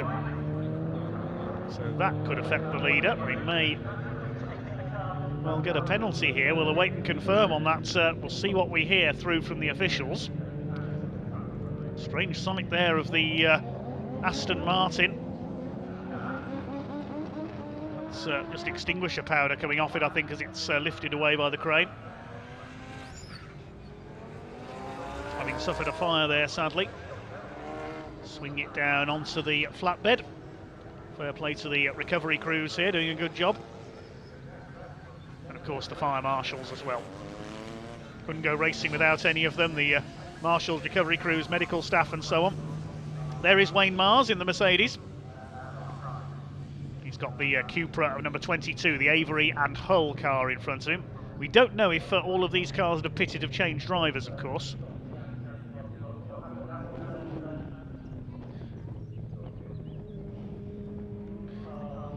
Leading Class E now, it is Stuart Lines in his Golf, a green and white Golf. Class A is led by Dylan and Amici, according to the timing screen, not Class A invitation. Class B is the Campbell and Webb Lamborghini. Class C is Carl Cavers and Lewis Plato in their Porsche.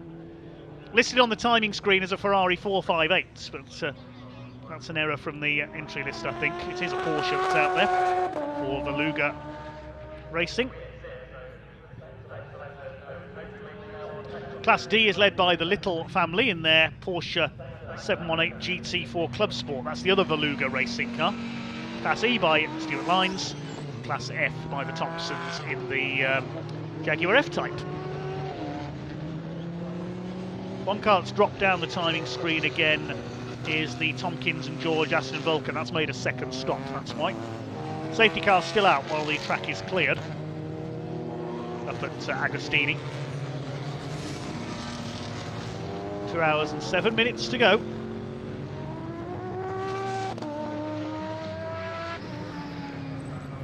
Leading the classes in the points, it's the Vulcan that leads Class A in the points, jointly with the Mercedes, Wayne Mars and Tom Jackson. So Mars and Jackson could be poised to go clear in the Class A championship here. Class B in the points is Claude Beauvais and Dave McDonald with 50 points. Class C is led by Chris Goddard and Charlie Hollings, but we see that car, there it is, still in pit lane. Is that Is that a new rear screen being fitted? That's the, or is it just the tailgate going back on because they've been working underneath the bonnet there? So it looks like that car is going back out, but it's many laps down now. Just talking about that there, it's leading the points in Class C and is second overall. So Carl Cavers and Lewis Plato poised to take the lead of the points in Class C here.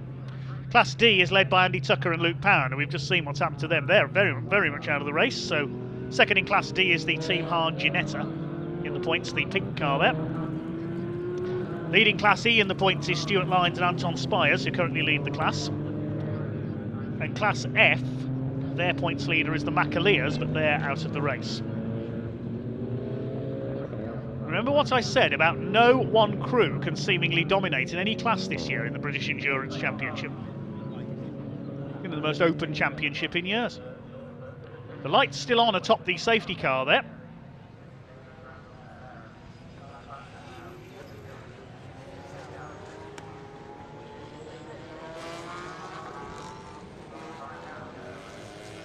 Well, once the lights go out on top of the safety car, it means it's coming in this lap, but the light's still on at the moment. Wait to see if they go off towards the end of the lap.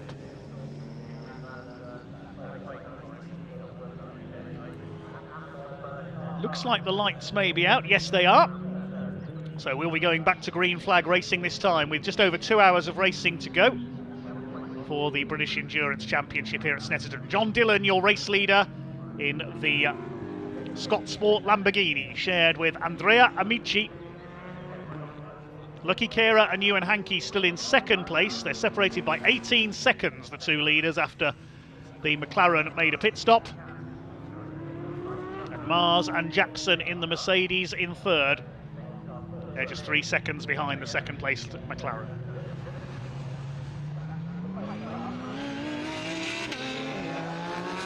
Safety car will come into pit lane. There's the McLaren, the red and blue car in second place. There's the green flag. The power comes on and we are back underway. And the leader, in fact, has dived into the pit lane. So John Dillon has dived into the pit lane on the restart there. So that means that Lucky Kera and Ewan Hankey will retake the lead in the McLaren. So the 61 Lamborghini has come in. Up into fourth overall is the Cavers and Plato Porsche. Now, are they all going to get round the first few corners of this restart okay? Running wide there, one of the Cupras.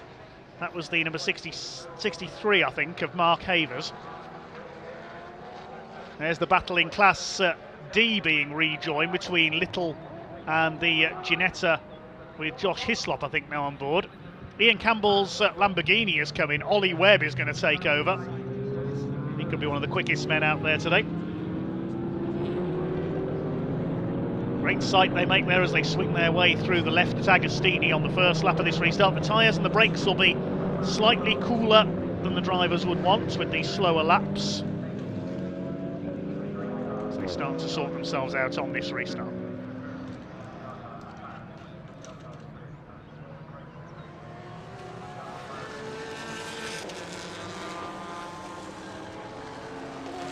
The lead gap is now down to 3.2 seconds because the car that was in the clear, of course, has come into the pits. So we'll look for the Lamborghini, the McLaren rather, there it is.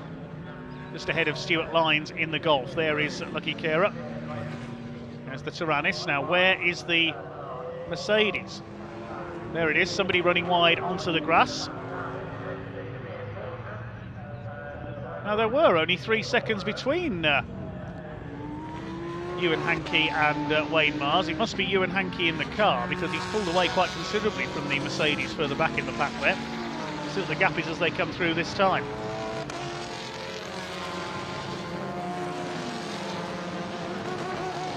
There's the number 23 Lamborghini and the 61 coming back out. Now, has the 61 Lamborghini been able to rejoin ahead of the 24? I think it has, just about. Will be almost a lap behind it, of course. John Dillon and Andrea Amici. I think that's Amici on board that car now. We didn't see the stops, so we don't know if driver changes have taken place.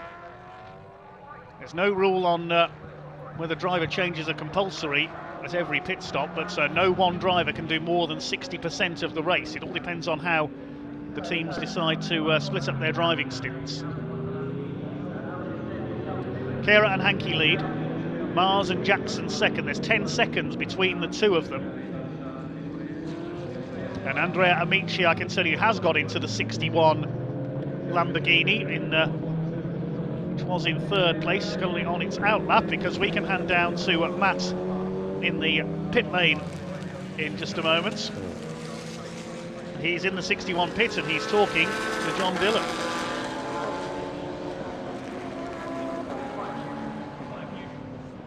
Thanks, Dave. Yeah, down here with John Dillon, who's just jumped out the Lamborghini. John, that was hard work, I imagine. How was it for you? Yeah, it was good. I mean, we were a little bit out of place in quali. We had a problem with the car on the 4th, 5th lap when I was out there, and the car stuck in first gear, and then my professional driver couldn't get out. So we started 5th. Had a bit of an issue with getting by the Mercedes, but eventually I got by him. And then the Aston, we had a bit of a going together through Oggies. He just stopped in the corner and I hit him from behind. But I think the pace was good. Managed to keep up with Lucky. Traffic was a bit of a chore, and yeah, it wasn't a bad stint. I think pretty hot out there. My drink system wasn't working, so that wasn't good. But you know, it was all good. Now Andre's in the car. Let's see what he can do. Is that where the front left damage come from with the Aston Martin? That's right, yeah, it was through Oggies. He just stopped in the corner and I was on the brakes, you know, softly on the brakes, and if I was a bit too hard on the brakes I would have hit him anyway, so yeah, we just touched. We had a bit of damage in going together, but it was all good. I'm sure it's a racing incident. It's one of those things, because we had I had a bit more pace than him, and it was just a bit of a street. It's hard to pass around here at the best of times, so yeah, let's see what Andrea can do. And I think, yeah, the safety guys helped us. Not worked out the maths yet, but I think, yeah, I think it'll be good. Did you wait for the safety car to come in to do the tyres and the fuel? Is that the reason? Correct. Yeah. We stayed behind because obviously the pit lane goes red for a while, and then when obviously the safety car is ready to come in, it goes green, and then I was ready to pit. Engineer called me, and yeah, great. And how did you get Andrea on board for this weekend? Andrea has been given to us by the Lamborghini factory. You know, in terms of, you know, for the whole season, we're doing a couple of the championships.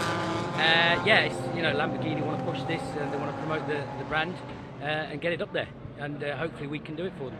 You've done a great job as always, John. Good luck for the rest of the race. Great, thank you. Thanks. There we go, John Dillon out the Lamborghini. We also had the other Lamborghini in, I'm sure you saw that, of Ollie Webb and Ian Campbell, so a couple of Lambos in for tyres and fuel. Well, thanks very much, Matt. As you can see, the safety car is back out again. Just waiting to confirm the reason why. Going to try and confirm which car is maybe stranded out there. Your leader is the Kera and Hankey McLaren. One car that hasn't come through on the last lap is the Tyrannus. The yellow Tyrannus of Ben Sharich and Johnny McGregor. I think that might be the car we've lost somewhere. Try and find out where that car has gone. If it is the Tyrannus that is at fault for bringing out the safety car, it was 7th. Yes, that's got the yellow triangle next to it on the timing screen, which means the car hasn't come through on the last couple of laps. So we seem to have lost the Tyrannus somewhere. It's Kera and Hankey with the lead. Wayne Mars second in the Mercedes. Ah, there he is. The Tyrannus has broken down by the look of it. Now, where is that? That's out on the exit of Palmer's, I think. So John Dillon we just heard from. It was contact with the Aston Vulcan that caused that bit of damage to the front of the car. And also it was confirmed that Andrea Amici didn't get out in qualifying, so that's why the car slightly down the grid. Although John Dillon is the amateur driver of the pairing, but he's showing a good turn of pace. Carl Cavers and Lewis Plato are 4th in the number 51 Beluga Porsche. Rounding out the top 5 is Claude Beauvais and David McDonald. They now lead Class B because the Campbell and Webb car has been into the pits. First car in the field that has yet to stop is the Cavers Plato Porsche. James Little has yet to stop. He's up to 6th in the Class D leading car. Then Campbell and Webb are 7th. The BMW Z4 is 8th, that car recovering after a puncture earlier on. The Aston Vulcan, recovering after that pit stop with a bit of damage, is up to 9th, has made 2 stops. And the McPherson Hislop Ginetta, the Team Hard Ginetta, is going through there ahead of the Mercedes, is rounding out the top 10. Stuart Lyons is next in the number 94, that car leading Class E, the Golf, ahead of the Beeson and Healer Golf, and Day and Foster third in Class E. Behind them, Caswell and Taylor, then Havers and Hart in their Cupra, then Avery and Hull in another Cupra TCR. Next it'll be Woodman and Byford, then Montague and Brown, a quiet race for the number 50 Aston Martin. The Thompsons next, they lead Class F in the Jaguar F-Type. I think the Macaleers are back out there in their number 14 Porsche. Yes, that's going again after a few laps in the pits. The 66, the Astra of Reece Lloyd and Yannick Mettler, is going again. They've had a number of problems, as have Kemp and Siemensson, the number 41 Lamborghini. That's going again. The 144 Ferrari is as well. That's good to see. Car of Hollings and Goddard. We know that the other 2 cars are out of the race. Luke Pound and Andy Tucker suffering a fire on the Team Brit Aston. And Peter Erseg and Marcus Clutton with gearbox failure in the Porsche. They're both out of the race.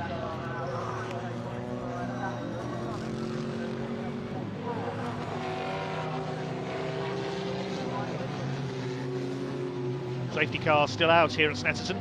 Second safety car period of the race with the stranded number 3 Tyrannus. BMW Z4 coming in, and we can hand back down to Matt in the pit area. He's in the RNR pit. He's talking to one of the drivers from the number 144 Ferrari. That's Charlie Hollings.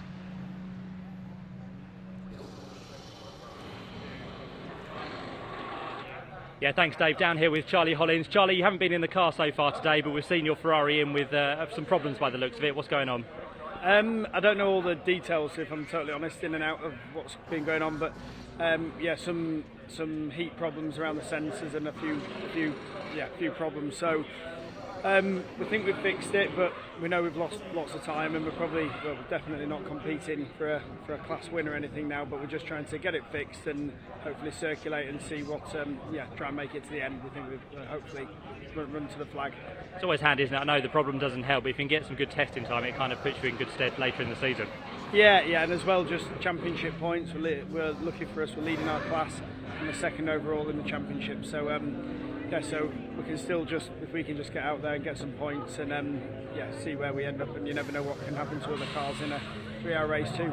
Exactly, and up until this point, it's been pretty good this year. I think you've had a 3rd and a 7th, haven't you, overall, which is fantastic. But as you said, in your class overall, you are leading it, so that's been some good, solid results. Yeah, and Chris is coming on well, and it's been really, really strong season. So hopefully it continues to the end of the year. Apart from obviously this weekend, the small problems now. Are you going to get going in the car? I'll probably get in a bit later. Just get Chris as much mileage now, and then run out our fuel that we've got left in the tank. Obviously, we've been sat here for, I don't know what it was, but probably half an hour or something. So we're completely out of position, out of chance for a result that we wanted. But I'll get my suit on shortly and probably jump in. I can see you're busy on the headset, so I'll let you get back, Charlie. Thank you. Cheers, Charlie. Always nice to talk to Charlie Hollins, who's busy down here on the radio talking to Chris in that Ferrari. But good to see it back out. But as Charlie said, a few problems now, putting quite a few laps down. So let's see how they get on for the rest of the race as the safety car remains out. I'll hand you back upstairs to Dave Goddard. Yes, thanks very much, Matt. The blue Ferrari currently some 14 laps in arrears after those problems, sadly. But the overall championship leader is out of the race, so it could be worse. The Team Brit Aston. Safety car has picked up our race leader, the McLaren 720S. It's got the Campbell and Webb car behind it. They'd just come out of the pits when the safety car came out. They're in 7th place. 3 cars on the lead lap, the Mars and Jackson Mercedes in 2nd, and Dylan and Amici's Lamborghini in 3rd. Andrea Amici, the Lamborghini factory driver, now aboard that car, as we heard from John Dillon earlier. Wayne Mars still in the Mercedes. Lights are still on atop the safety car, and there we can see a rather sorry looking Team Brit Aston Martin. Hopefully can hear from the team, drivers who have overcome more than most to go racing. As we said earlier, Team BRIT's the team that rehabilitates those who've suffered physical and mental handicaps in life to bring them into motorsports. Proof that motorsport is the best therapy.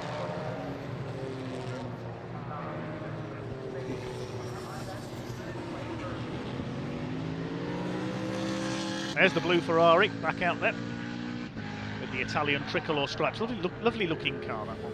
Well, they're all great looking cars, these. There's the Martini striped Jaguar at the back, the F-Type. It's class rival ahead of it there. We saw the Makalia Porsche lose several laps in the pits, though, and 7 laps down on the leaders. It's waiting for the Tyrannis to be recovered after breaking down out on circuits. It's a spectacular car with the big Chevrolet V8, the unique Tyrannis of Johnny McGregor, sharing with Ben Sharich. It has proved, sadly, somewhat unreliable.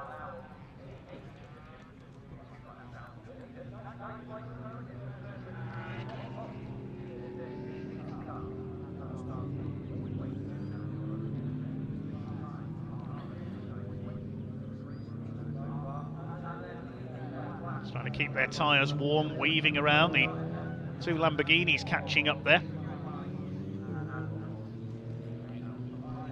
That's the 41 of Kemp and Simonsen.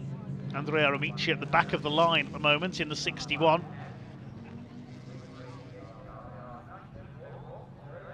The lead gap showing as 9 seconds. That's the distance in the pack at the moment between the McLaren and the Mercedes GT3. There's the Merc, it's behind the Team Hard Ginetta. 31 laps completed, 1 hour 49 minutes to go. So past 1/3 distance in this British Endurance Championship 3-hour race. Number 24, Lucky Kera and Ewan Hankey lead the way from Mars and Jackson, Dillon and Amici. Cavers and Plato and Beauvais and McDonald round out the top 5 in their Lamborghini, but we can head down into the pit area once again. And I think one of our interviewers down there has caught up with Team BRIT following the retirement of their Aston Martin GT4. Registered as being any laps down on the car ahead of it. It's just been classified. Cheers, Dave, here with Luke Pound. Luke, cars behind us. Can you tell us a bit more info than what we can see? Not too much really. The car lost drive, obviously, well, so we pitted and that, so when I jumped out, Andy Tucker jumped in it and that, and then obviously with sort of 2 laps down the straight, lost drive, so they're just checking over to see what it is now, so yeah, we just got to wait and see and hopefully get back out there and at least finish the race. So. When you got 3 hours, you see you're working on it, they see if they can get it going again. Is that ambitious or is that going to happen? If it's fixable, then yeah, we get out, finish the race, and we can still pick up some points then for the championship. So obviously it's not where we want to be. It's looking good at the start, but yeah, we're going. If we get out there, then we finish. So. I mean, Team BRIT, you've got a great team behind you, haven't you? Yeah, I know. The mechanics are like, absolutely mega. They sort of had ideas of what issues could be, and that, so they was getting things ready and that before the car was here. So yeah, so now they're all on it. So hopefully, see us leaving the pits and that shortly. So Luke, fingers crossed. Best of luck. All right, cheers. Thank you. Right. Dave, back up to you. Back out of the pit lane. Yes, bad luck to Team BRIT there, but the main thing is the drivers were okay after that rather fiery moment. Just under 9 seconds between our 2 leaders, then we are back to green flag racing here at Snetterton. The safety car has pulled off. Track is clear. Well done to the marshals and the recovery team once again. Car number 55 has been given a penalty for speeding in the pit lane. That's the BMW Z4. So the BMW Z4 has been given a 22-second time penalty for speeding in the pit lane. So more bad news for one of our front runners in the championship. They retired at Alton Park. They had a puncture earlier on and now a penalty for speeding in the pit lane. The car currently in 16th place. The Jaguar F-Type has come in, the Thompson family. majority of the cars have made at least one pit stop now. First 3 cars of Kera and Hankey, Mars and Jackson and Dillon and Amici have all made one pit stop. Carl Cavers and Lewis Plato have yet to stop. Let's see if the Porsche's going to come in this time by. Claude Beauvais and Dave McDonald, the Class B leaders, have also yet to start. That's the blue and red Lamborghini. In fact, as I say that, both of those cars come in. Just as I talk to you now, the 4th and 5th place cars have come in. So the only leading car there's yet to stop is the number 7 that we can see there. That is James Little. He has yet to come in, and he's running 4th overall. Class D leader. He's got the Ginetta behind him, his class rival. Stuart Lines has just made his first pit stop, the car shared with former Clio Cup star Anton Spires. Also in the Havers and Hart Cupra. So I think that means that everybody has now made their first mandatory stop. The only other car other than James Little showing has not stopped is the number 41 of Kemp and Simonson, but we know they had problems and came in through the back entrance to the paddock earlier on. There is the 61 Lamborghini Andrea Amici. The leader, Ewan Hankey, is on board the McLaren because they've just done the fastest lap of the race, 1:49.521. So the McLaren is flying. With professional driver Ewan Hankey on board. Very potent combination with Lucky Kera. Pair of Lamborghinis here, monstering up onto the back of one of the Cupras. Oh, they're going to go either side of it, look at that. The 41 to one side, the 23 of Ollie Webb to the other. And here comes the BMW as well. Poor old Will Foster in the number 44 car, didn't know which side to go there in the Cupra, as the supercars monstered past him. The 55 BMW, I believe it's Ian Lawson on board that car now. That car will have a penalty, as we said earlier, for speeding at its pit stop. And 3 cars under investigation for refuelling under the safety car. 3 cars under investigation. Number 88, that's the Jaguar F-Type. Number 6, which is the Vulcan. And number 24, the race leader. We heard from Tom Jackson earlier. He thought he'd seen the number 24 McLaren refuelling while the safety car was out. You can't do that. And the leaders could be in trouble here. Just keep an eye on the messages coming through from race control. Car number 87 has got a 5-second penalty for exceeding track limits. That's the Beeson and Healer Golf. We said they got a warning flag earlier on. Well, they've transgressed again, and this time it'll be a 5-second time penalty. Carl Cavers has come in. So the Porsche has come in to hand over to Lewis Plato. So the only car that has now yet to stop, yeah, the Porsche is going back out. In fact, the only car that's yet to stop is James Little. Other than that 41 of Kemp and Sims. As Cavers came in on the previous lap, of course. Change for second place between Amici and Wayne Mars. So Andrea Amici has got the Lamborghini back up into second place. There's the 87 Golf. That's the car that's got the track limits penalty. Where are they currently leading Class E? So how far ahead of Day and Foster are they? Only just. Yes, that's the battle for the lead in Class E. It's all cycled through after those pit stops. Is that a change for the lead in Class E, Class D? I don't think so. I think the Ginetta's a lap down on the Porsche there. It's the 36 car of McPherson and Hislop. I think he's a lap down on the number 7 Porsche, but that's mainly because the number 7 Porsche hasn't pitted yet. It's close for the lead in Class D, potentially. Are we going to see James Little come in to hand over to his son Jake this time? See as they come through across the line.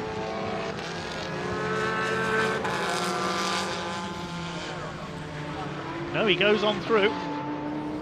There is the Porsche chasing the Ginetta. Back out of the pits comes one of the Cupras. And the Day and Foster Cupra is in for its second stop. Woodman and Byford have made a second stop as well. So some teams already making their second stops. The pit stop sequences rather thrown out of whack by the safety cars. The Goddard and Hollings Ferrari is back in, unfortunately, for a third stop. And the Lloyd and Yannick Mettler, that's the Opel Astra, is back in as well. A problematic race for both of those cars. There is the Mercedes with Wayne Mars on board. Last lap was about 4 seconds off its best, so is that heading pitwards? Because Ollie Webb has caught him up there.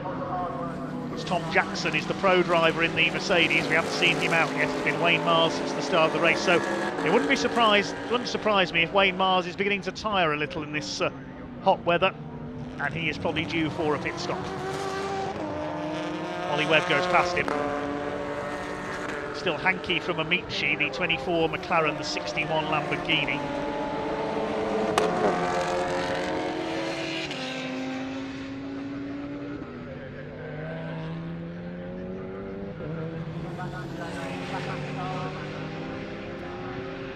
Mars, Jackson, Mercedes is still in third place, I think, unless Ollie Webb has got through there. We'll see. I think Webb is actually a lap down on the Merc. We'll see as they cross the line this time. Yes, the Mercedes is still a lap ahead of the Lamborghini. Behind James Little's Porsche, it's the Tompkins and George Aston Vulcan. Webb is in 6th position, then the BMW Z4 in 7th. McPherson and Hislop Ginetta is 8th. Claude Beauvais and Dave McDonald have got through into 9th position, coming back after their stop. 10th place is the Caswell and Kaler TCR Cupra, which has just taken this car, number 87, changed for the lead there in Class E for the TCR cars. Alex Day and Will Foster back in the pits. They were fighting for the lead of Class E. This is the Class E TCR class lead, held currently by, I think that's Brad Kaler on board the Cupra. He's raced Seat Leons for several years now. We saw him out in the Snetterton saloons earlier this year.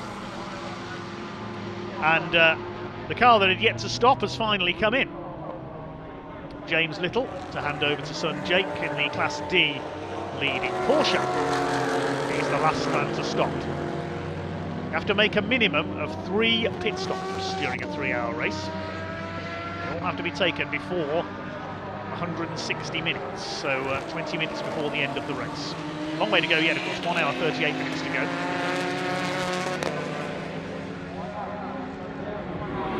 There's the Jaguar F-Type. That is back in pit lane.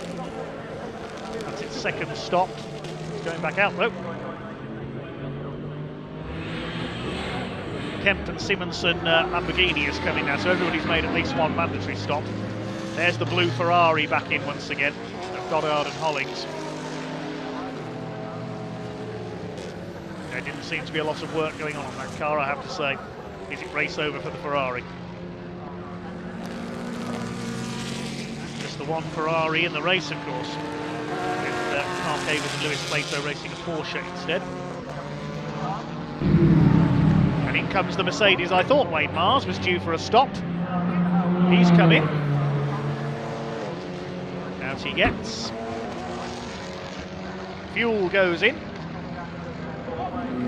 We can't refuel with a driver in the car for safety reasons.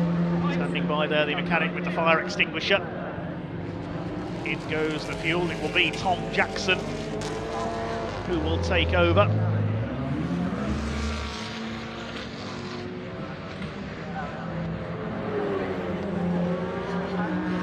On the stop taking place, so you can see a pit stop in full. So that's Wayne Mars getting back in again. There's the seat being changed, so now changing over. Tyres being changed. New Goodyear rubber goes on. Race goes on. Here's the battle in Class E. The number 60 car in there is the EDF Motorsports Cupra, the Woodman and Byford car. That's a lap down on the others in 6th in the class.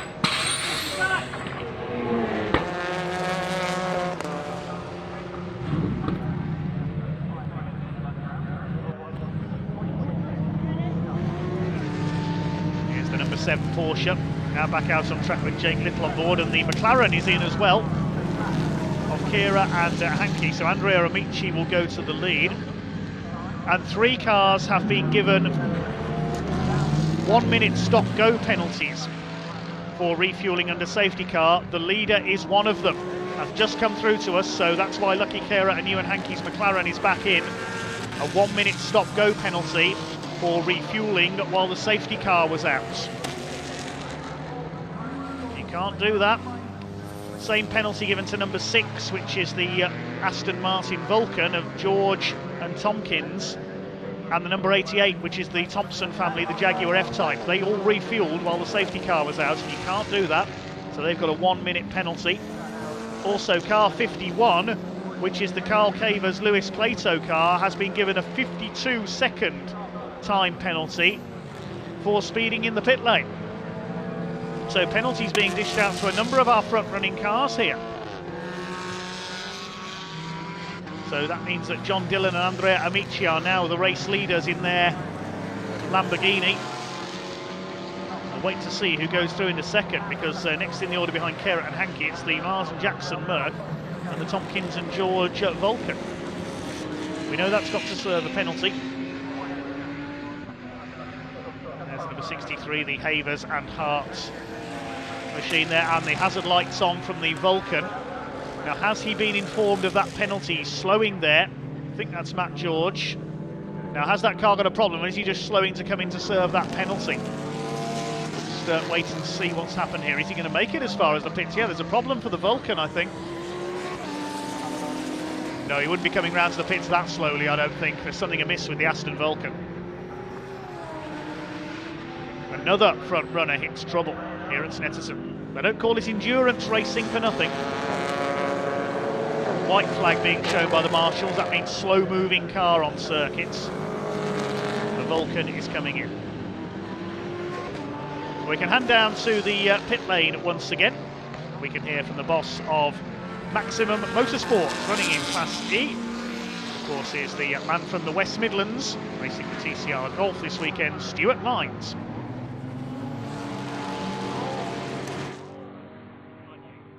Thanks, Dave. Yep, down here in the pit lane with Stuart Lyons. Stuart, I know you're very busy nowadays with TCR, which is doing really, really well, but it's nice to see you come across and do the British Endurance Championship also. Yeah, we're supporting it, the TCR class. We've done a good job with the sprint class. You know, there's 30 cars at Donington in 2 weeks. It's doing really well, but what we want to do here, we want to try and get more and more people buying TCR cars and doing the two-man thing, which it's looking like it's working. Because this is effectively the Class 4 TCRs, isn't it? So if you can get a few more across to do endurance racing, that will kind of suit them as well. Yeah, it's an official class within the championship, and you know, it's a good thing to buy one of those cars because they're good value for money and the costs are quite low in comparison to GT cars. And in terms of this race so far, we know you qualified really well with Anton this morning. How's the race gone so far? Yeah, we were looking for we're playing the long game here. I mean, it's a 3-hour race. I mean, we've changed the complete strategy and we're on a completely different one to everyone else. I don't know whether it's going to work, but I think we'll find out in the last 15 minutes if it does work. Because I think, although we're a bit down at the minute, I think it's going to get tight towards the last 15 minutes. And of course, you've had a couple of safety cars as well. Have they played in your favour? Yeah, the one did, the one didn't. We got stuck behind it in the wrong place. Yeah, it's going to be interesting. I think it's going to be a fuel strategy game, and I think we may have played that right, but we'll see. We got it right at Alton. See if we get it right today. Yeah. You've got Anton in the car now. He should be fairly quick. It looks like you've worked really hard today. It's hot out there, isn't it? Yeah. I'm getting a bit old, to be fair. I mean, I'm 60 next year, but Anton's he's a flying machine. You know, car's built for him, and he's getting the best out of it now. So you know, if he can keep pecking away and it doesn't break down, I think fingers crossed we could be somewhere. I'll let you get back and watch the action. Good luck next couple of weeks' time for Donington. It looks like it's going to be a great couple of races. Yeah, I hope so. Could be if all 30 turn up, we could be saying that we're the biggest touring car race in the country, which would be a nice thing to do. You know. So. You've done really well, Stuart. Yeah, thanks very much. Thank you for your time. Stuart Lyons down here in the pit lane, man, of course, behind TCR, but nice to see, as we said, him out racing here this weekend in the British Endurance Championship. So we're back racing once again, so let's hand back upstairs to Dave Goddard. Not bad for a Brummie, is he? Fair play to Stuart Lyons. There's a lot of work behind the scenes with TCR in the UK. Also kept busy running Maximum Group, his communications business. See their logos on the side of the car. Maximum Networks. Anton Spires sharing the Golf with him today, the pro driver. They're currently running in 5th place in Class E, 15th overall. It's behind the Day and Foster cars rejoined. The Aston Vulcan is in the pits, as is the McPherson and Hislop Ginetta from Class D. And the Blue Ferrari rejoins again. Problematic race for them. There is the Mark Havers and Max Hart T4 Motorsport Cupra. Max Hart a leading light of the TCR UK Championship. It's still Dylan and Amici who lead the way in their Lamborghini. Kira and Hankey in 2nd place following that penalty. 1 minute stop-go penalty for refuelling under the safety car. We'll see what the gap is in a moment. Back to 2nd place. They may well be a full lap behind the Lamborghini now. Mars and Jackson still 3rd in the Mercedes. Yeah, the lead gap, it's 56.9 seconds now. There we can see Kira and Hankey. They are a lap ahead of the Mercedes, which is still in 3rd place. Then it's Campbell and Webb in the Lamborghini. So this is, it looks like a battle for 2nd. They're actually a full lap apart. The BMW Z4 of Clark, Lawson and Lindsay is 5th, ahead of Beauvais and McDonald. They're 2nd in Class B. Campbell and Webb leading Class B once again. And the leading Class E car of Caswell and Kayla is up into 7th overall, with a few cars suffering delays in the midfield. Carl Cavers and Lewis Plato still leading Class C. They're down to 9th overall after they got a penalty for speeding in the pit lane. The message through from race control. Cars 88 and 6, yes, 60-second stop-go penalty for refuelling in the pit lane.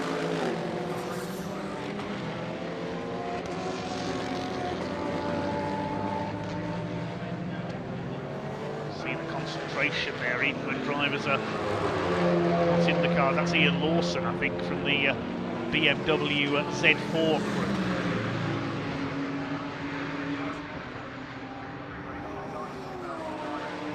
There's a battle further back in the order. That's one of the Porsches. It's the 51 of Cavers and Plato, past the 50 of Montague and Brown. Menacing black Aston GT4, the only Aston left running now with the demise of Team Brits with that cloud of smoke. We're just past half distance. 1 hour 28 minutes to go. Still the number 61 Lamborghini who has the lead. 60 there is the Woodman and Byford car. That battle is for position for 14th place. And in comes the BMW. I imagine that's Ian Lawson about to get in. I think it was still Kevin Clark in that car.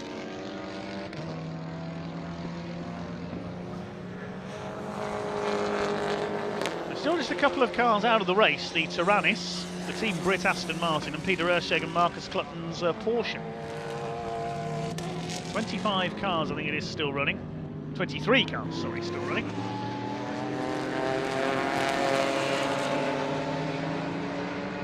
There's the Ginetta, the McPherson and Hislop car. Ollie Webb ahead of them in the Lamborghini.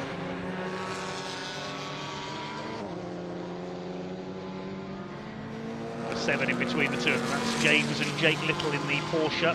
Still leading Class D, down to 9th now. They were as high as 4th.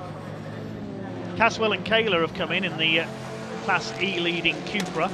Beeson and Healer's Golf in as well, and Avery and Hull. So all those cars are on the same pit stop strategy. Rider change taking place.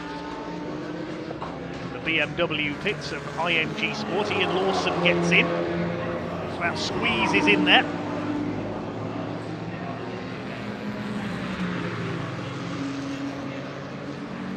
Official standing by, timing the pit stop there, you can see.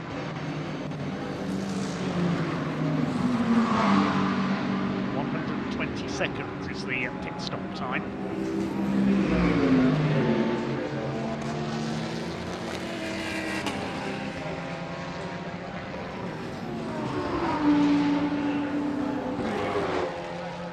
there is the McLaren, lost the lead when it had to serve that penalty for the refuelling infringement. It's now 54 seconds behind the Lamborghini number 61 of Andrea Amici. So Ewan Hankey, I think it's still Ewan on board. Yes, lapping in the low 148, so it is Ewan Hankey on board, trying to close in on Andrea Amici, the two pro drivers, separated though by 54 seconds. Wayne Mars and Tom Jackson back in third place in the Mercedes. It's the two cars on the lead lap now. Campbell and Webb fourth in the Lamborghini, then Beauvais and McDonald there running as consistently as ever. They're 29 seconds off Campbell and Webb, the class leaders. There is the Mercedes. Safe third place, lapping in the 152s currently.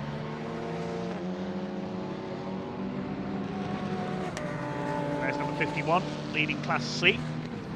The Beluga Porsche, it's 6th overall. The Littles are 7th, they lead Class D. The BMW down to 8th after its stop. Waiting to see who's going to be leading Class E, because the top 3 or 4 cars there have all just stopped, except for Alex Day and Will Foster, who are on a slightly different strategy. I imagine they'll go into the class lead here. Caswell and Kayla currently in the pits.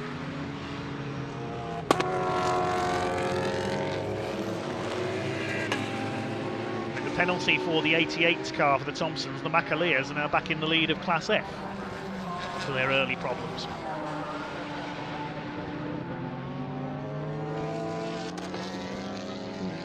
We can now head down into pits in a moment once again to the Aston Martin Vulcan pits, I believe we are. A few problems for that car, we can find out what's going on from Matt George.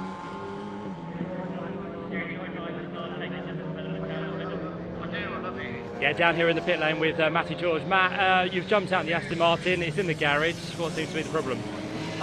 We've had some sort of gearbox issue. Unfortunately, I was going down the back straight and managed to lose fourth gear.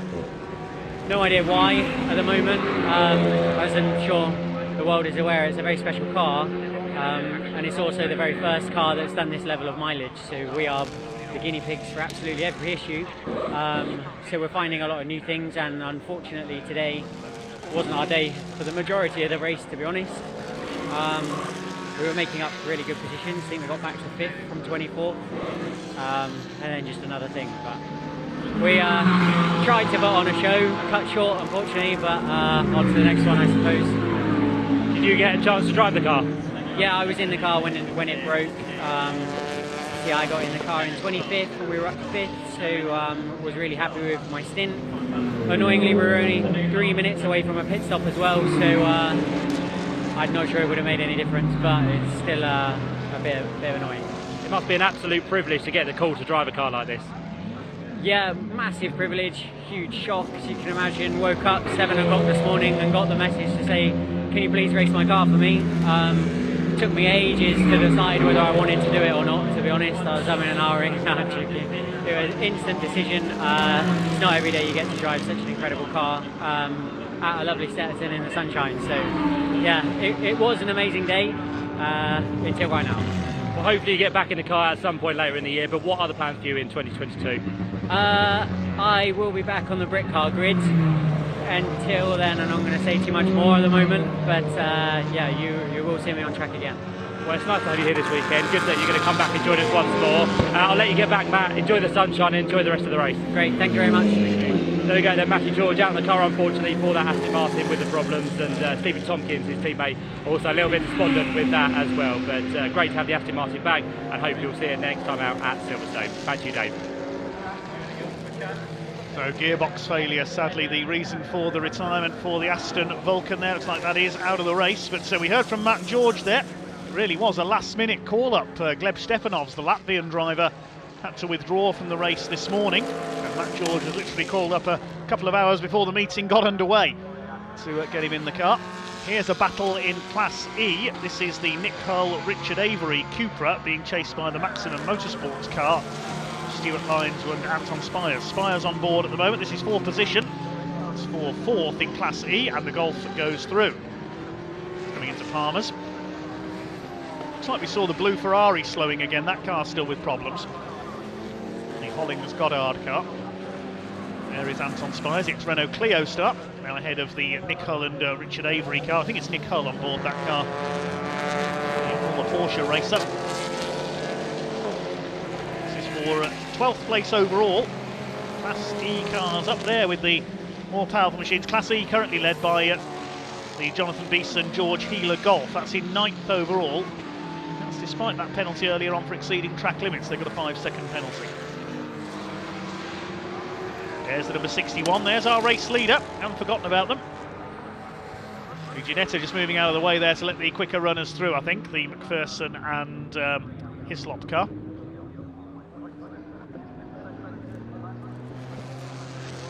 The McLaren has been back into the pits again, the Kera and Hankey car. That must have been their second mandatory stop because they had that stop-go penalty as well, of course. I think that was served earlier. Car number 14 is under investigation for potentially speeding in the pit lane. Number 14 is the Macaleers in the Class F Porsche. Now, where's the other Class F car? Is the F-Type still running? Yes, it is. 20th place. The Macaleers have come in. There's a fight between two of the Lamborghinis. Now, they're on different laps because the 41 car of Kemp and Simonson was delayed heavily earlier on. Ollie Webb and Ian Campbell in 4th place. Still with the fastest lap of the race is the Kera Hankey and McLaren 720S with a 1:48.052. That was set early on. 2 safety car periods so far in this race. Wait to see if there will be any more.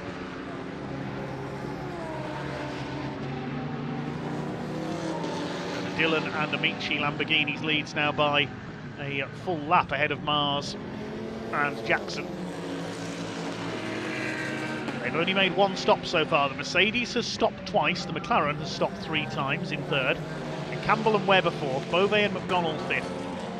6th is Cavers and Plato's Porsche. 7th, the James and Jake Little Porsche. All those 4 cars have only stopped once. The BMW Z4 has been in 3 times.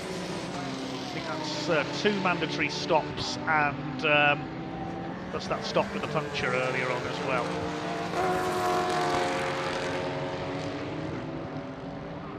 Beeson and Healer 9th, they lead Class E. They've stopped twice, so have Day and Foster. They're 10th and 2nd in class. Caswell and Kayla next. There's the McLaren. Quick but troublesome race for them. Staying with a chance of overall victory. Need to rely on the speed of their pro driver, Ewan Hankey, although Lucky Kera, very rapid driver himself. The West Midlands-based racer. Lucky's raced just about everything over the past 5 or 6 years. Races for charity as well, raising money for Birmingham Children's Hospital.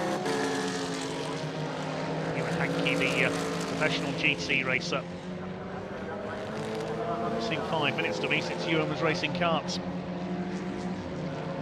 One of the quickest GT racers for McLaren, shared with the Turkish racer Salih Yolu for a few years. Apologies if my pronunciation was incorrect there, the Turkish racer.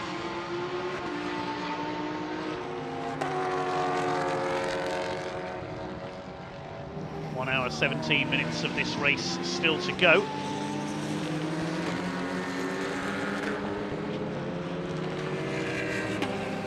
We've got just 4 cars now that are no longer running. The blue Ferrari's still out there.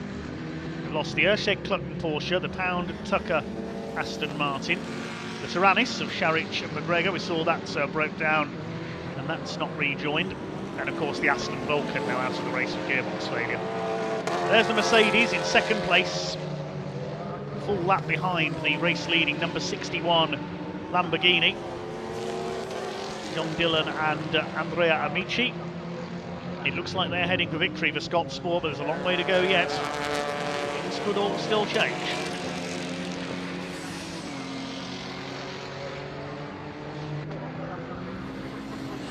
Behind the Mercedes, there's the BMW. The Z4 running in 8th place. Good to see it back after a couple of years away from British Endurance. Kevin Clark and that BMW Z4 have been a mainstay of the championship over the years. Kevin we saw racing in Brit Car Trophy last year with his BMW 1 Series, shared with Simon Baker. Brit Car Trophy are here tomorrow. We'll also see tomorrow the Kumho BMW Championship for their third meeting of the year, and also the Carbonate Lighting Hyundai Coupe Cup as well. Saloon racing on a budget coming up here tomorrow. Later today we've got the junior saloon cars and the Snetterton saloons as well. The 7 there, the Little Porsche, James and Jake Little, 7th overall and leading Class D. They've had a good run so far, as high as 4th earlier on before their first pit stop. Plenty more stops to come. Campbell and Webb, the Lamborghini number 23, has just come in for its second mandatory stop.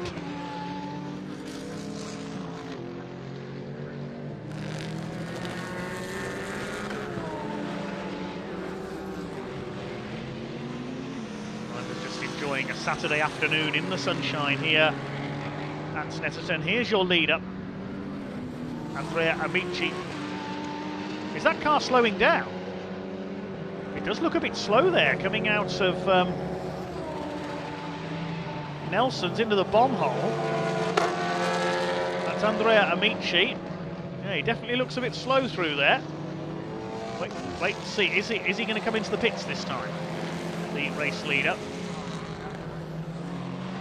He is going to pull him. Wait, see if he comes through.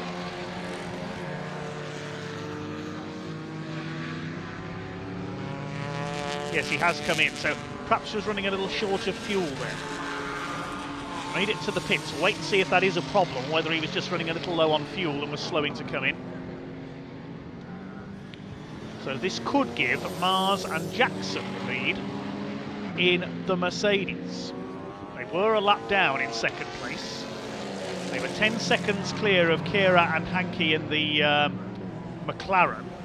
Beauvais and McDonald now to 4th and leading Class B because Campbell and Webb have pitted for their second mandatory stop. So whether Andrea Amici was just slowing to bring the car into the pits there or whether he had a problem, we don't know. There's the Mercedes of Mars and Jackson. That's just done its best lap of the race, 151.305. For the Mercedes AMG GT3.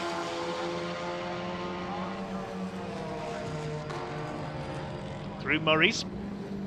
Winner at Alton Park, this car won at a canter in Cheshire. Coming up over the line. There goes the Mercedes. Now showing us 3 minutes down on the race leader, but now back onto the lead lap this time around. Now, this is going to be close. We'll see where the number 61 car reappears in relation to that number 160 Mercedes, depending on how long they are in the pits. Saw that Lamborghini slowing.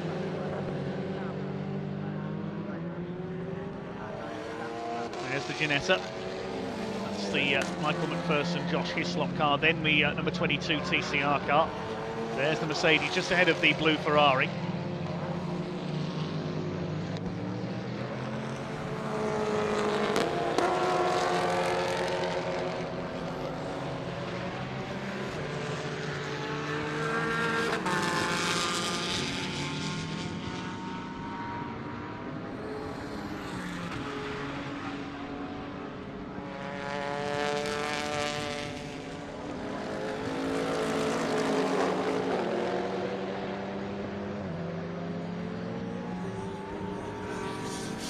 Hour 12 minutes of this race still to go.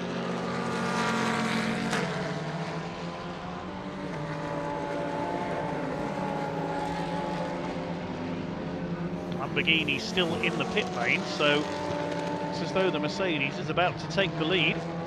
Mars and Jackson, the Rob Boston racing car, great looking machine, this red and green livery.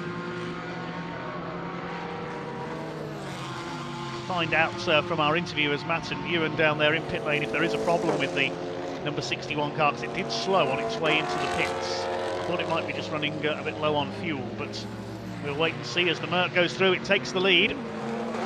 Number 160 car now into the lead. 1 hour, 48 minutes of this race gone. Kera and Hankey go through in a second. There's just over 10 seconds between the two of them. Their last lap times, the Mercedes was the quicker, 1:52.4 for the Mercedes, with, I'm assuming it's Tom Jackson on board, and the McLaren's last lap was a 1:53.8. So that's about 5 seconds, more than 5 seconds, off the McLaren's personal best lap, which is a 1:48.0. So by my reckoning, it's Lucky Kera back on board in the McLaren. We didn't see the pit stops take place, so we don't know whether a driver swap has taken place.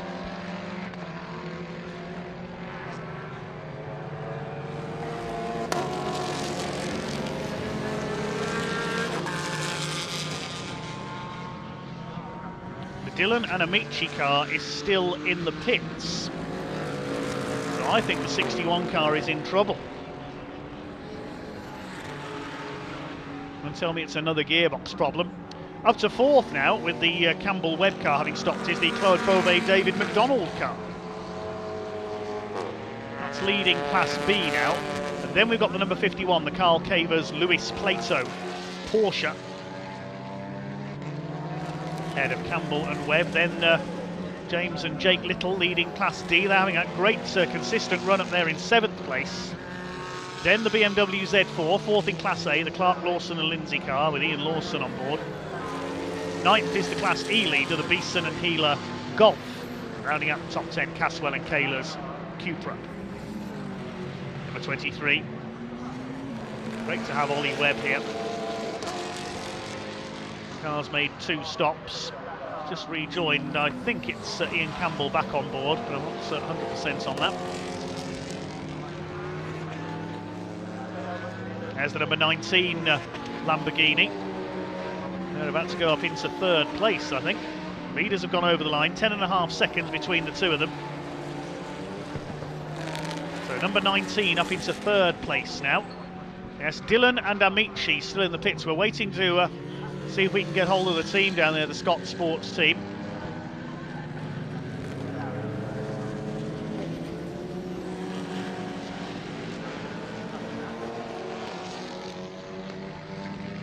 There is the 24, still in 2nd place. That's made 3 stops. Mars and Jackson have made 2.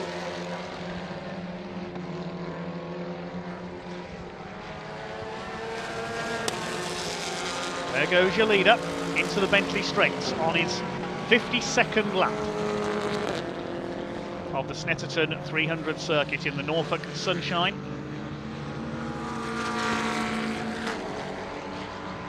So Beauvais and McDonald are now up into 3rd place. Now trying to find out what has happened to car 61. We saw it slowing as it came into the pits. We'll try and find out what the issue is there. It has not rejoined, I can tell you. And 120 seconds is the standard pit stop time, so it's a lot longer than that it's been in the pits. So another favourite in trouble. Played into the hands of Wayne Mars and Tom Jackson, the Rob Boston Racing team in the Mercedes AMG GT3. We saw the McLaren take a penalty for a refuelling infringement. The Aston Vulcan is out. Another front runner potentially, Peter Erscheg and Marcus Clutton's Porsche was an early retirement with gearbox failure.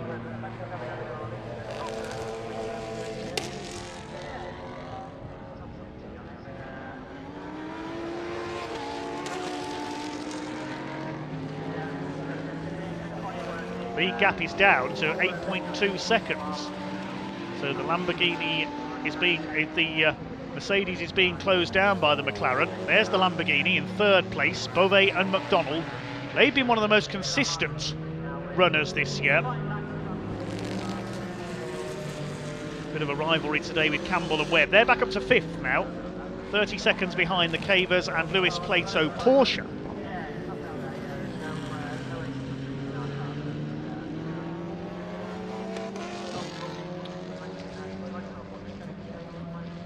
The Tyrannus has reappeared. A lot of laps down, mind you. It's some 25 laps off the leader.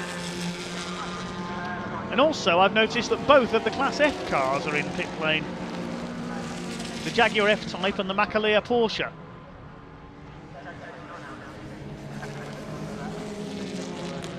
This is the 3rd place car, coming up to lap the 5th place Lamborghini. These are the 2 pace setters in Class B. They're separated by a full lap.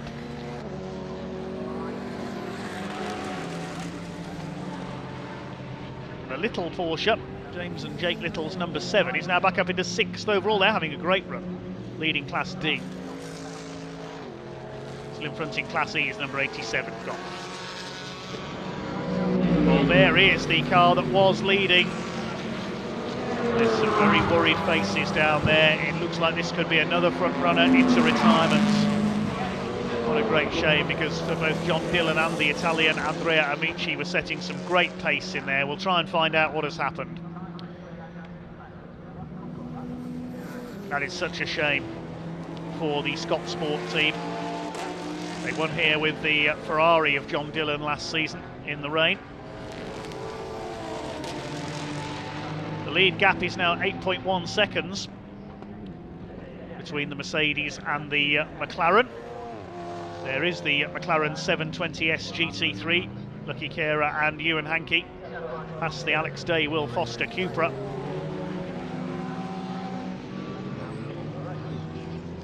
Still, most of these cars have only made 1 pit stop. Coming up to the 1 hour to go mark, so I expect a rash of pit stops fairly shortly among the front runners. Mars and Jackson have been in twice. The Lamborghinis in 3rd and 5th. Let's have a look at those. Yeah, Beauvais and McDonald have only stopped once. Campbell and Webb have stopped twice. Cavers and Plato have only stopped once. There goes your leader.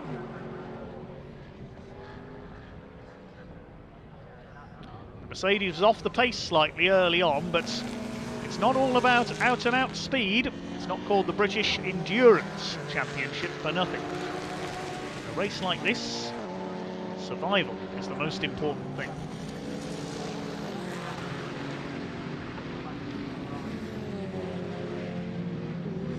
Mercedes has survived so far. 54 laps completed. That's lap of 151.5. Just lap the number 50 there. That's the Peter Montague and Dan Brown Aston Martin. And we can join Matt Suckling down in the pit lane. I believe he's down with the number 61 Scott Sport team. Lamborghini in problems in the pit lane.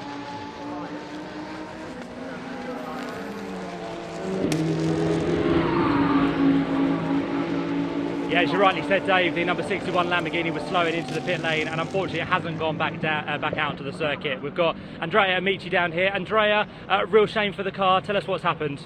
We had an issue with the differential, I think. So from the beginning, I felt a lot of the steering sound in the car, but the car was feeling quite okay to finish the race. We were leading with 1 lap of gap from the second, but at the end, in the last 3-4 laps, the issue was too much, so we decided to stop. It was impossible to continue the race. Up until that point, as you said, you're having a really good race. Is it your first time here at Snetterton? Yeah, the first time in Snetterton. I really like it, the organization of the championship and also the track, and I hope to be back in this championship soon. And it seems you and John were a good pairing as well. Yeah, of course, he did a great start. He was doing his job. Everything was perfect until the issue. But anyway, something that happened, and we will come back stronger. A real shame, but great to have you here in the championship. Thanks, Andrea. Thank you. There we go. Andrea Amici then, first time here at Snetterton. Not doing a bad job at all. They were leading up until that point, but John Dillon and Andrea Amici now out of the race. Back to you, Dave. Yes, thanks, Matt, and good to hear from Andrea Amici there in slightly sad circumstances because of the car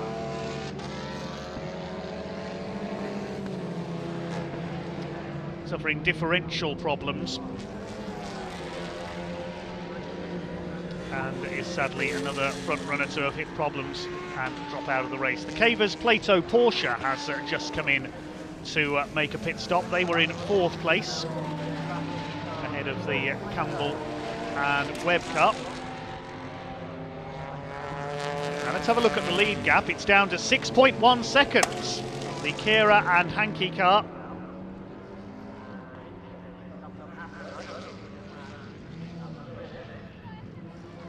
So the gap has come down by a couple of seconds over the last couple of laps. Apologies for the brief pause there, just getting some news in on another of our races this afternoon, just coming through to us from race control. We'll bring that to you when we can.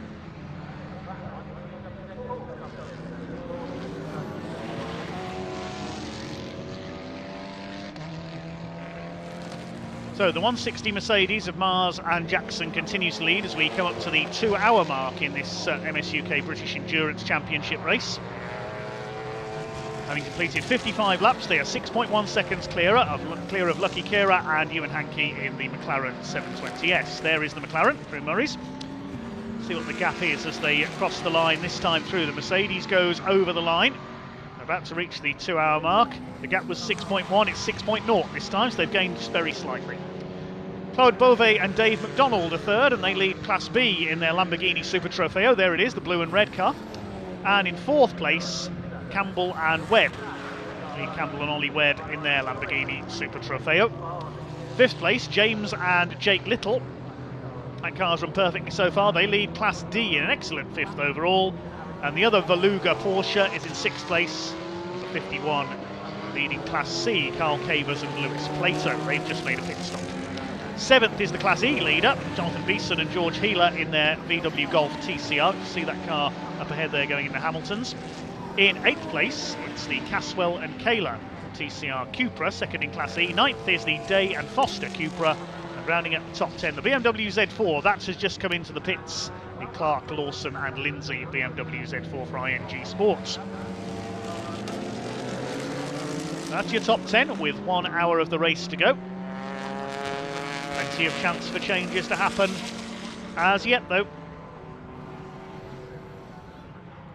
Still with the fastest lap of the race is the McLaren in second place, 1:48.052 set by Ewan Hankey. Leader coming up on a couple of back markers. A couple of TCR cars, including the Class E leader. The other is the EDF Motorsport number 60, running 6th in Class E, 13th overall, the Woodman and Byford car. To make up for problems at Alton Park. They didn't start the race at Alton Park with transmission problems. They had the gearbox brake on that car in testing yesterday as well, and Hewland Transmissions came down early this morning to fix it. Had to start from the pit lane. Any further pit callers? Yes, the Kemp Simonsen Lamborghini is back in. And I think we've lost both of our Class F cars. Yes, the Makalia Porsche, the Thompson Jaguar F-Type haven't rejoined. So I think we've lost both of them.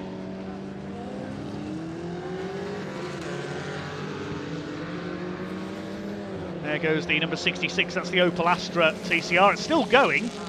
It's made 4 stops and is quite a long way behind. 19th place, 16 laps down. 5 stops they've made. Now they've just been in for another one. Who's made the most pit calls? Yes, it is the Astra.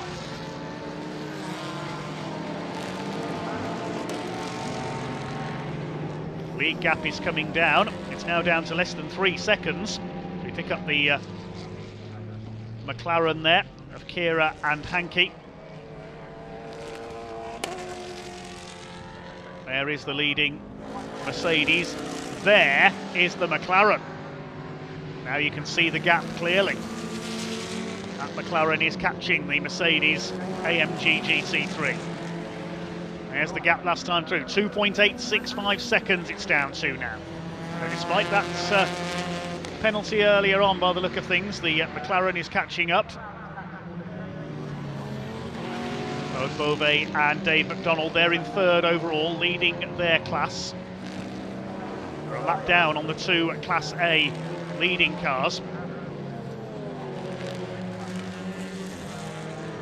The only other survivor, I think, in Class A now is the BMW Z4, and we know they've had problems. No one car can seemingly dominate in Class A this year. Here's the one that's hoping to, and in fact they've increased their lead slightly on that last lap. It's up to 3.9 seconds now, so the Merc has pulled away slightly ahead of the McLaren. There's the McLaren. Through Riches up towards the hairpin. Formerly Montreal, now known as Wilson's hairpin. In memory of the former IndyCar star Justin Wilson. Just these two Class A cars really in contention for the overall victory now, unless something should happen to either of them. A bit of dust being kicked up there. I hope he wasn't distracted there looking in his mirrors for the McLaren. James and Jake Little have made their second stop. The Porsche comes in from an excellent 5th overall, the Porsche 718 GT4. McLaren, number 24 of 76 Limited, continues to close down. Rob Boston racing for the lead. Say the overall win just between these two now, but plenty of time for more twists. 55.5 minutes to go. Havers and Hart's Cupra has come in. I think there's a problem for the BMW Z4.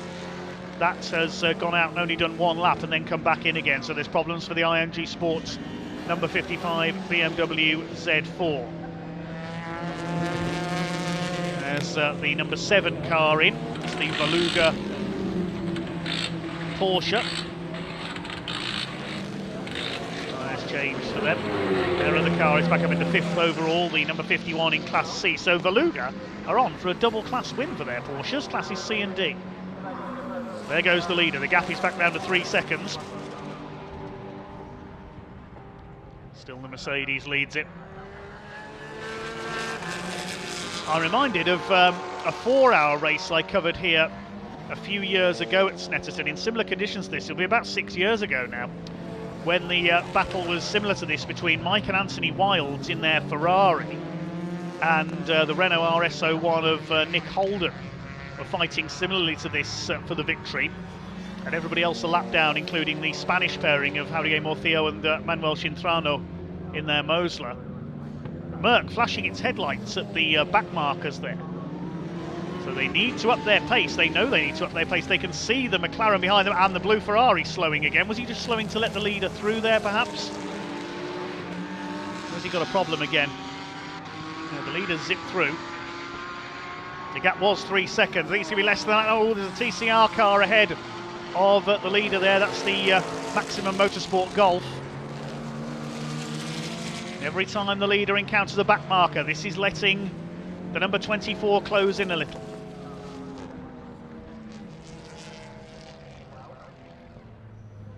Through to Nelson once again. This is the 60th lap of this 3-hour race. A long way to go yet, 53 minutes. The McLaren in second place. They've made 3 stops. I believe one of those was that penalty. Mercedes has stopped twice. The Montague and Brown number 50 Aston Martin is in, the Day and Foster Cupra as well.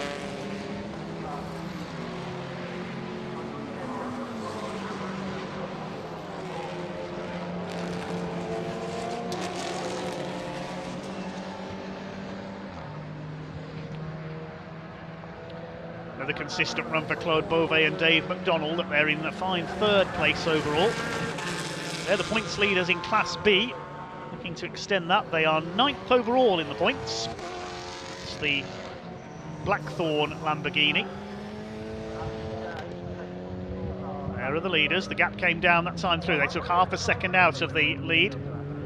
2.5 seconds in. You can see the gap clearly there.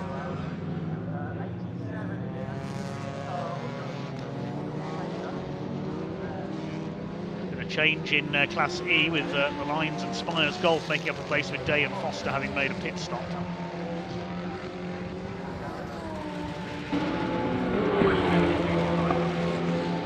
I can tell you the Kemp and Simonson Lamborghini is back in. This is the Brown and Montague Aston Martin. Stuart Hall has also raced that car this season. That's the number 50 T7 Motorsport car running in Class D. The Class E leader has pitted, the Beeson and Healer car. That's given Will Caswell and Brad Kaler the lead in Class E and a brilliant 6th overall. They've got another stop left to make, as have most of the field. The Beauvais and McDonald Lamborghini has only stopped once, so they're due for another stop. Probably a final sprint to the finish. Now, the lead gap was 2.5 seconds. Over the line goes the Mercedes. There goes the McLaren. It's back up to 3 seconds again, fluctuating between 2.5 and 3 seconds. The Tyrannus has just made another stop. I would imagine that's their first mandatory stop, because they've spent a large chunk of the race making repairs. There goes the third place, the fourth place Lamborghini, sorry, the number 23.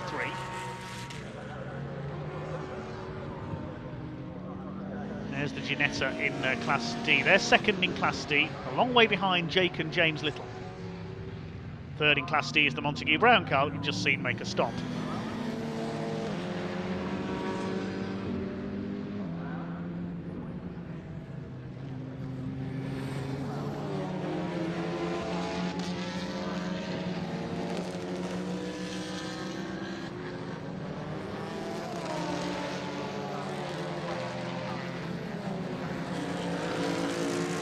Third place, number 19. They're a lap ahead of the number 23 that we just saw coming out of Murray's. No danger of losing their lead in Class B at the moment. Race leader, what's the gap going to be this time over the McLaren? There is the Kara Hankey at McLaren. I think they're both due one more pit stop. To see when they're going to take that. So it'll be interesting if they come into the pits together. It's under 50 minutes of this race to go. And Nicole Richard Avery, Seat TCR, has just come in from podium position in Class E.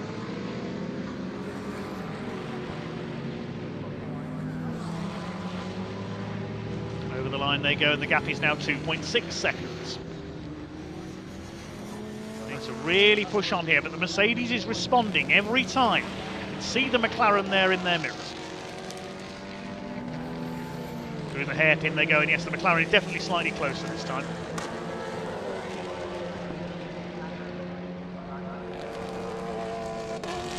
Certainly impressed by the Class E cars. Here's one of them, Line's Spires car. Number 26 of Caswell and Kaler, currently in 6th overall and leading Class E. Class C by Cavers and Plato's Porsche. Goddard and Holling still second in Class C, but they're the only other cars left running, a long way behind because Ersheg and Clutton, of course, are out. And only a couple of cars left running in Class B as well, following the demise of Kemp and Simonson. They're back in the pits once again. 3 cars running in Class A. Now, did the BMW rejoin, number 55? Yes, it's still going according to the timing screen. Class D led by the Littles ahead of McPherson and Hislop and Montague and Brown.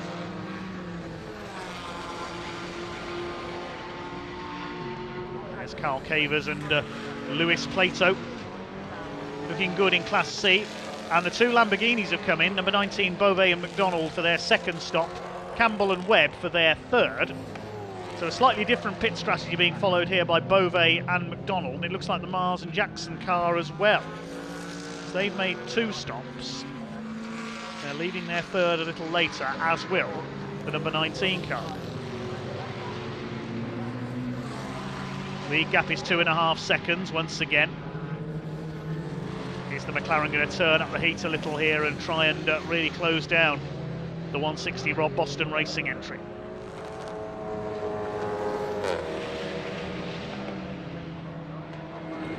Here's the number 19, Beauvais and McDonald. Second stop for this car. In a minimum of 3 within the pit window, so we'll see this car come in again. Probably with about 20 minutes of the race to go. They'll leave their last stop a little later. The Campbell and Ollie Webcar is in as well. Ian Campbell sharing with Ollie. They're a lap down in 4th place. These two are a couple of laps ahead of everybody else now, the two GT3 cars. Very much been the class of the field today. Wasn't the case in the early stages. The Merc was a little off the pace, back in 3rd. Once the 61 car hit problems, and the McLaren got that penalty for the refuelling infringements, the Merc was able to take over the lead. But now, Kera and Hankey are fighting back. Brundle and Nelson. The gap is 2.5 seconds, or it was last time around. Through the bomb hole, you can see the marbles on the edge of the road there. Shows how much wear the tyres take during a race like this. As back out goes the 3rd placed car. There's the number 36 Ginetta in as well. That's the McPherson and Hislop car, and Woodman and Byford's Cupra in too.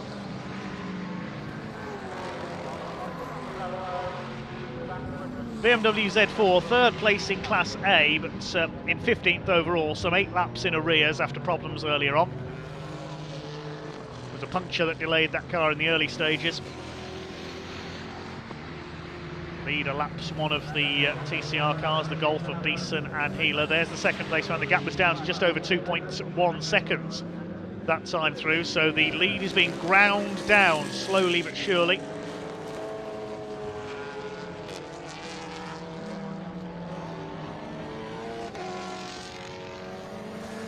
The Golf there, the McLaren has certainly got the Mercedes lined up in its sights. Can they get close enough to attack? Gap has come down very slowly over the last couple of laps between these two.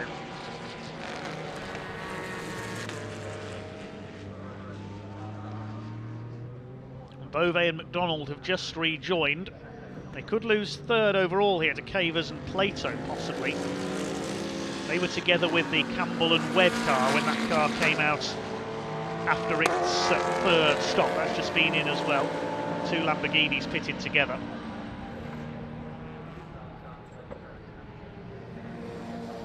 Leader comes through Nelson's once again. There's the McLaren.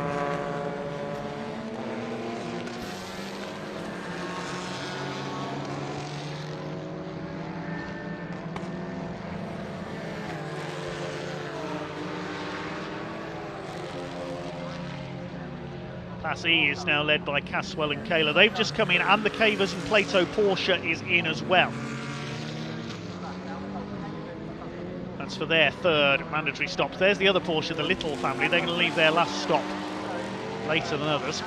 Leader's gone over the line, and Mars and Jackson have come in fact. So Kera and Hankey go into the lead. So Mars and Jackson in for their 3rd stop.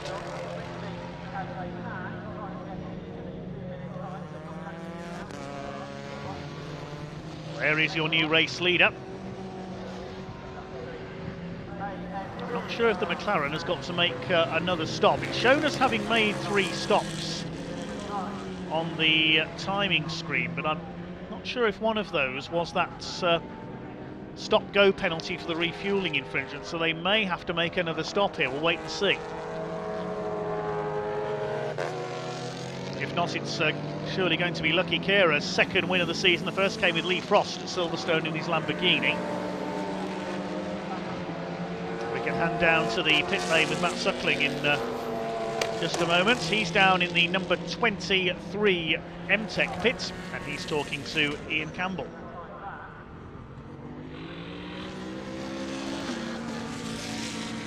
I managed to catch up now with Ian Campbell, who's just jumped out of the lovely Lamborghini. Ian, how was your stint this afternoon? Yeah, first stint, obviously we started from the pits. Just missed the pit window there, bit of confusion. So we started at the back, but managed to crawl through. I wasn't expecting to go through back markers straight away, but you know, off we went.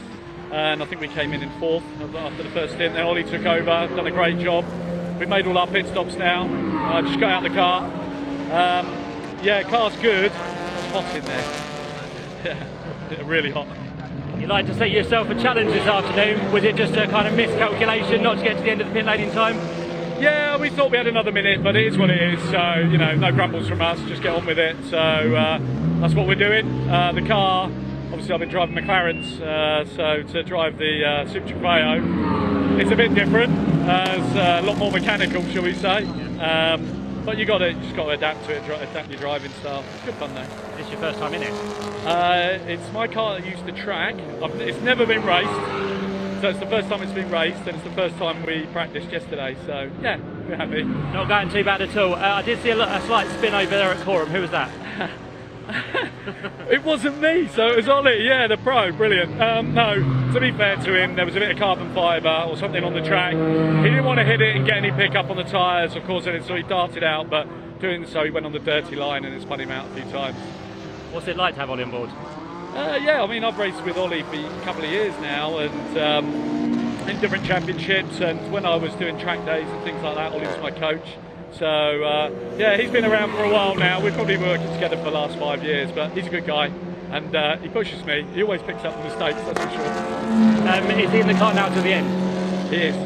Yeah, we just refueled, complete fuel. That thing's a little bit thirsty. I just put new tyres on. I've done way over my stint, but you know, time for the pros then to turn his money out yesterday. As it stands as well, it's looking quite good. You're doing well. I don't know. I've just got out of the car, so I haven't actually had a chance to have a look. But I think we're 4th or 3rd or something like that. So yeah, yeah, really happy with that. Full push to the end now for Ollie.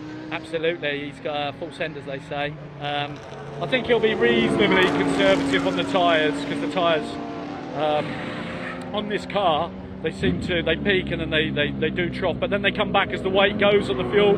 So I think he'll probably be conservative in the middle stint, and then he'll give it another go at the end. I'll let you get back. Thanks so much for your time and great job so far today. No problem. Thank you very much. There we go. So the number 23 Lamborghini doing well, and as Ian said there, it should now be Ollie in the end, or in the car till the end of the race.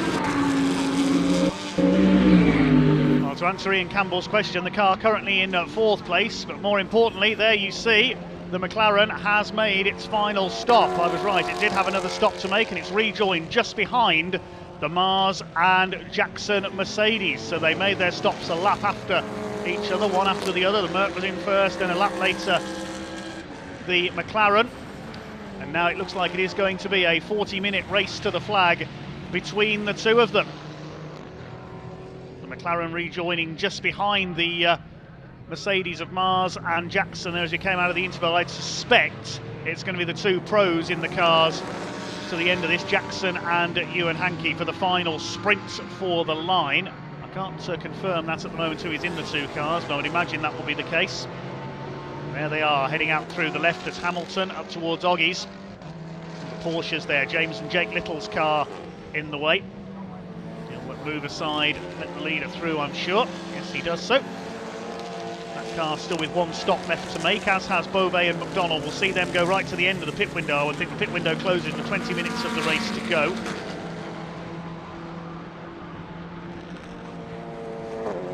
So it's a battle to the flag between Rob Boston Racing and 76 Limited.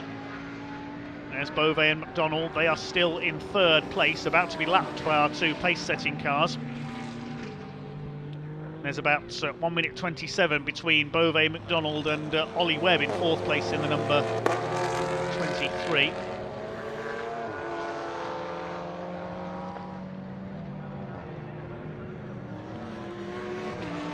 So two of our leaders have still got to make another stop, the number 19 and the number 7. It'll be a good battle in Class E as well. Will Caswell and Bradley Kaler currently lead Class E, and the McLaren is now right with the Mercedes as they come over the line. He got through the back markers nice and quickly there at the end of the lap. They are nose to tail now as we come down towards Wilson's hairpin. There's the 3rd place car through ahead of them, and the Mercedes under pressure now from the 24. They head down towards Palmer's. The 160 Rob Boston Racing Mercedes. Wayne Mars and Tom Jackson. Can it hang on ahead of Lucky Kira and Ewan Hankey in the McLaren 720S? The battle of the GT3s here at Snetterton. Merc is defending there as they go through Agostini. A short sprint towards Hamilton. The blue flag being shown to the slower cars ahead of them to warn them the leaders are approaching.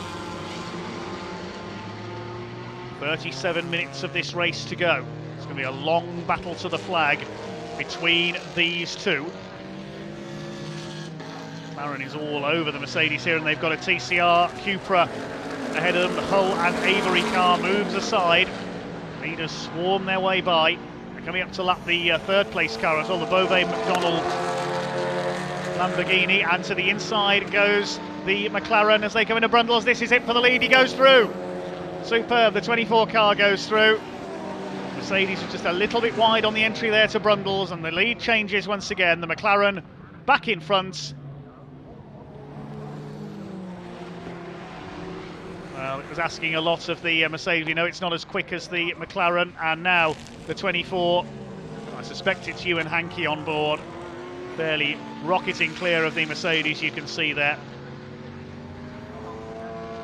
They're a couple of laps clear of the rest.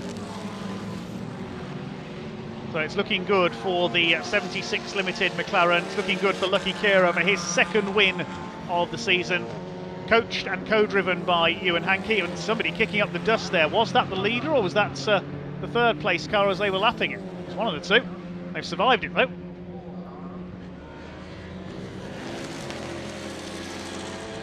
Third place car moves aside, lets the leader through.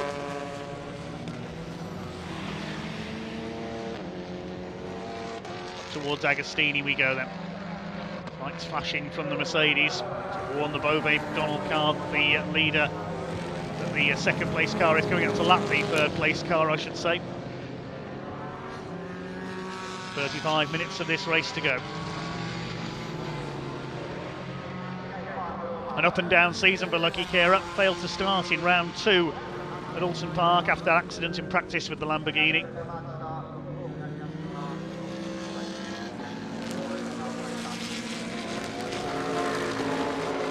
See Lucky out tomorrow in the Brick Car Trophy category as well.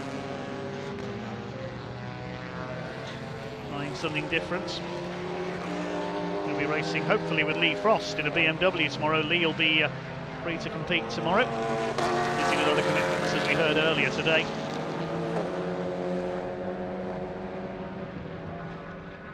The leaders now in correct order, the top 3 on track. That's the Lamborghini, a couple of laps behind the GT3 cars.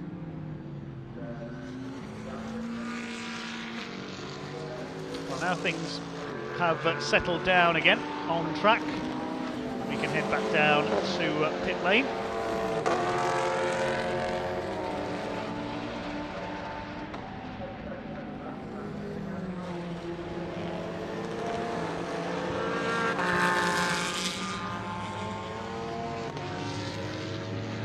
More problems meanwhile for the Tyrannus. It's waiting to head back to pit lane there, but the Tyrannus in trouble again.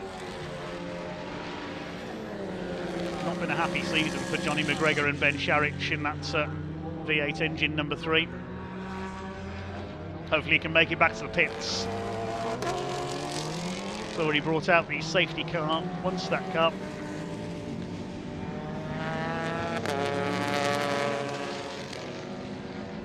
We're now going to hand down to Matt Suckling in pit lane, and he's in the 76 Limited pits, and he's talking to one of the crew of our leading car, Lucky Khera.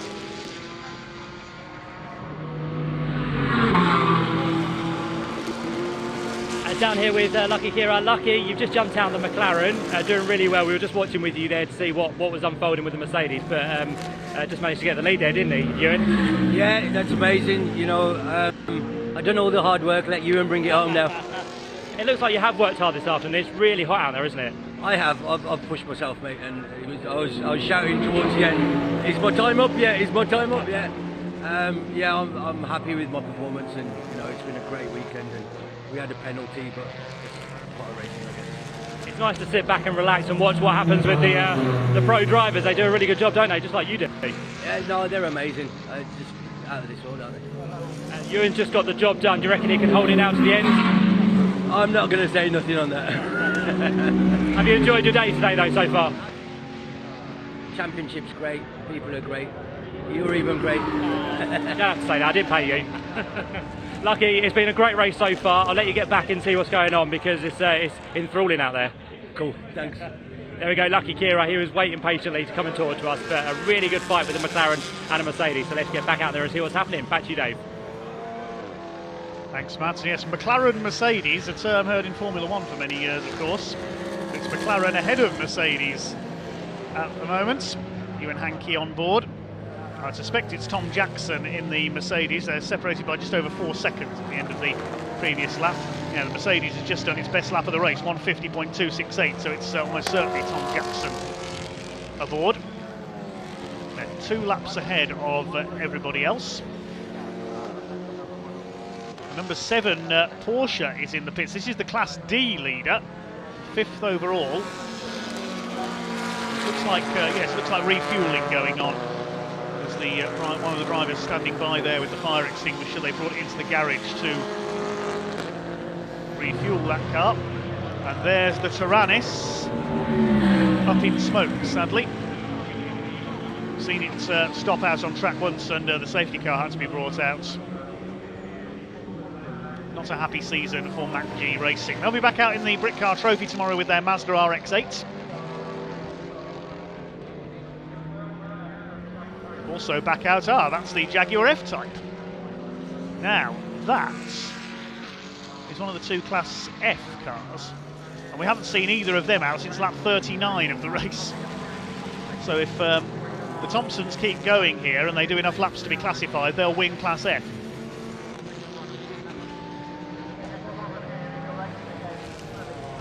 League gap is 4.9 seconds now. Another personal best for the Merc though, 1:50.62, but Ewan Hankey did a 1:49.8 in the McLaren. It's the battle of the big guns to the flag.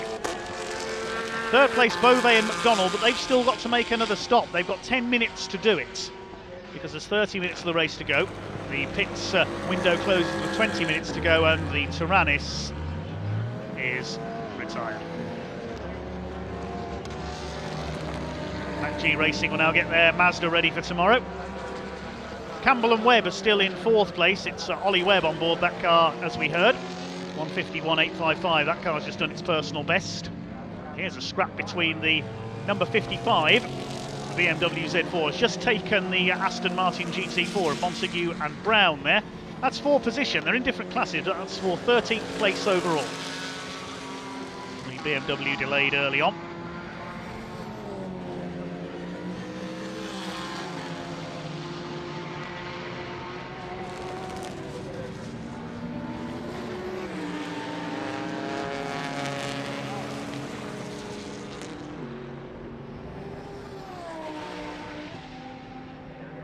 There is the number 50.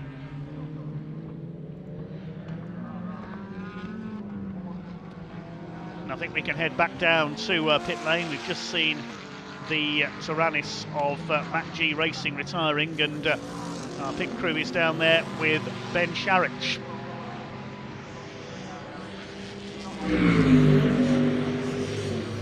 Down here now with Ben Sharrock. Ben, the Tyrannus hasn't had the best of day today. What seems to have been the problems? Yeah, that would be a mild understatement, unfortunately. But it was going quite well in the first stint, and then yeah, just as I was coming along the start-finish straight, I pulled 5th gear as I was lapping somebody, and the car just shot to the left, and the engine rev shot straight up. So yeah, unfortunately, it was a confirmed, and then later confirmed drive shaft issue. One of the joints on the drive shaft hub on the left-hand side had gone. So yeah, just loss of drive, and then coasted it as far as I could, and then had to get rescued. Brought back to the pits, but yeah, we had it back together again in about 35 minutes or so. Car went back out, looked like it was going reasonable. We were just going our way through the other mandatory pit stops, and again, unfortunately, another loss of drive. But unfortunately, this one's a little bit more smelly and a lot more smoke on this one. So we'll have to have a look and see what it is. Such a shame, isn't it? You got a wonderful team down here who put things back together, and when the car does run, it runs really well.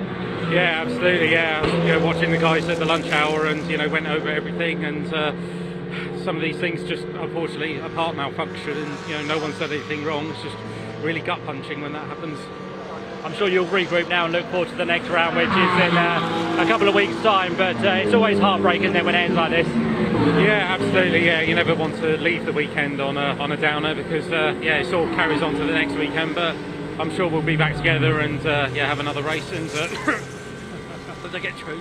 Yeah, we'll press on and hopefully we'll have it cracked and yeah, better luck next time out. It's always a shame as well on the back of what you had at Alton Park with a second place. Yeah, absolutely. Yeah, it's well, such is the way in motorsport. Sometimes you can have a really good weekend and then it goes down to a really bad weekend. So, but I guess the highs are higher than the lows are lows. So we'll look forward to the next successful outing. Good stuff, Ben. Good luck for Silverstone. Thank you.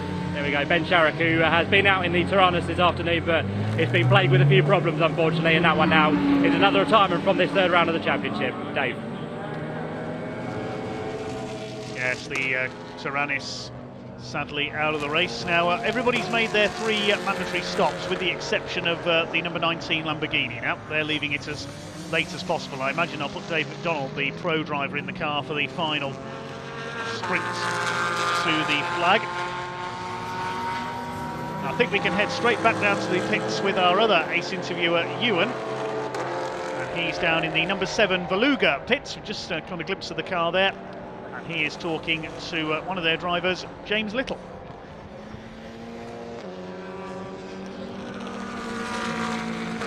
Cheers, Dave, here with leader in Class D, car number 7, James Little. Just handed over to your son. How was your stint that time? The stint was hot, but much shorter than the first one. The first stint was nearly 80 minutes, which was really hard going. That one was just a 20-minute sprint, so it was much easier. I mean, I'll be honest, you got out of the car there, you look knackered. How do you feel? I feel knackered.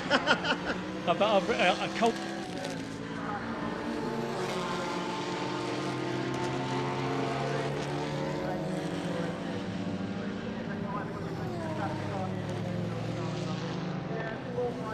Apologies there, we're a bit of a problem with our pit camera there. We'll try and get that interview back when we can. There's James Little's car with son Jake at the wheel. They're still leading Class D, an excellent 6th overall for that car.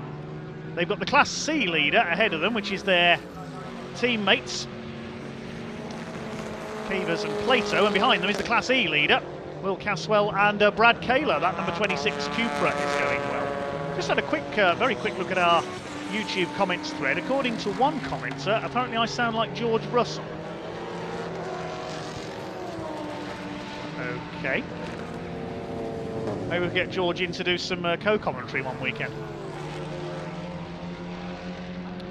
The lead gap is up to just under 8 seconds. I think we can now hand back down to the Beluga Racing pits to hear from James Little.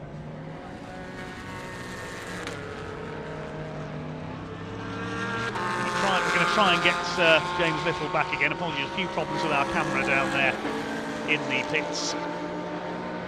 Here's a battle between a pair of the Cupras, the 22 of Avery and Hull, the 63 of Havers and Hart. They are a lap apart, these two, but making a race of it. The dust being kicked up there at the bomb hole. Imagine that's Max Hart on board the number 63 car there. That's run by T4 Motorsport. Mark Havers started that car. Cupras everywhere there at the last corner at Murray's, and there goes the number 26. That's the leader of Class E, an excellent 7th overall. 74 laps completed by our leaders. They were separated by 7.8 seconds last time through. There's the 88, which is the Thompsons. They're on course for their first Class F win of the season because the Macaleas are out.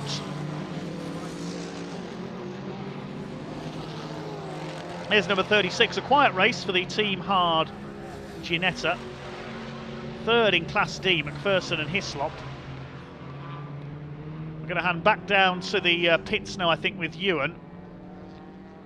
Down there with James Little. Cheers, Dave. Here we are in the garage of car number 7, the Porsche leading Class D, James Little. Just hand over to your son there. Tell us about your stint first of all. Short stint this time around, 25 minutes. Still very hot though, and suffering with cramp a little bit because the first stint was 75-80 minutes. You got out of the car, it's fair to say you were dripping. Yeah, absolutely, yeah, I was. It's a hot day. How'd you cope with that, seriously? You just have to keep taking on electrolytes and water and just hope for the best, really. How special is it to hand over to your son out there now? Good as it gets, absolutely good as it gets, yeah, and he's going really well too, so yeah, very proud of him. You're going incredibly well. He is just him in the car.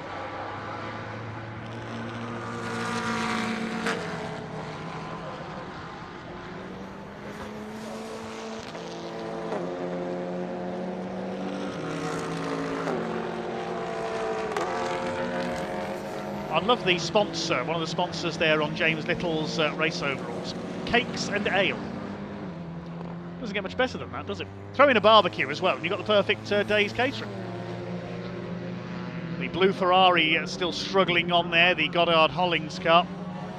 They were leading the points in Class C coming into this round. Class C is led at the moment by Cavers and Plato. The Lamborghini of Beauvais and McDonald has come in, I can tell you, for their final mandatory stop. About 90 seconds to spare before the pit window closed there, so they left it as late as possible for their final stop. I don't think it's worked in their favour because they've just lost third overall and the lead in Class B because Ollie Webb has gone through, and yes, he's taken the lead of the class. Alex Day there side by side with another of the Cupras. Been some entertaining scraps in the Class E for TCR cars division today. Led by Caswell and Kayla, still in 7th place there, 5 seconds clear of Beeson and Healer in the Golf. That's the 63 car of Havers and Hart ahead of Day and Foster, so they're a lap apart, those two. Our overall leaders in the middle of that, Ewan Hankey in the McLaren, we haven't forgotten about him. He leads by 11.5 seconds now over the Mercedes of Tom Jackson. His last lap was a 1:53, about 3 seconds off the pace of that BARC. Ollie Webb up into 3rd place, so it looks like that's number 23 car is going to finish on the podium, with the number 19 car having left its last stop very late.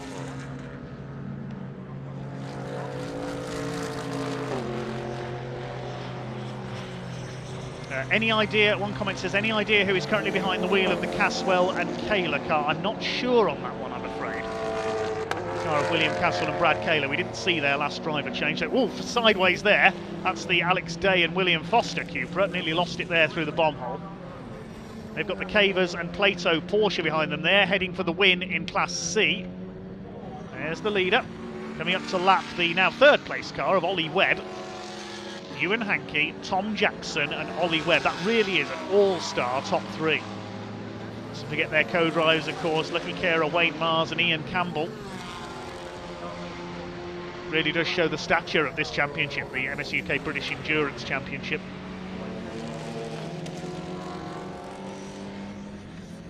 Lambo goes wide, lets the leader through. We've got 19 minutes of this race still to go.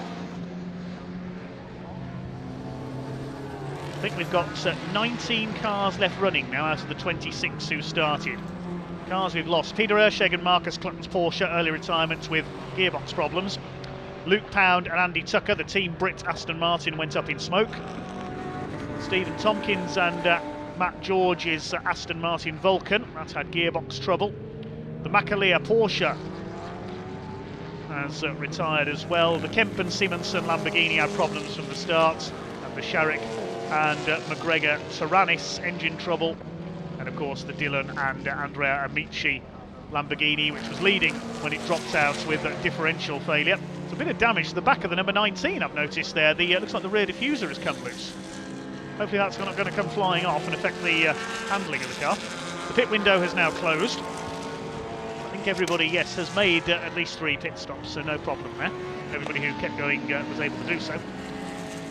Black and white flag being shown to car number 44. That's the Day and Foster Cupra for exceeding track limits. That's the second offence. You get the black and white warning flag. Any more and it's a time penalty.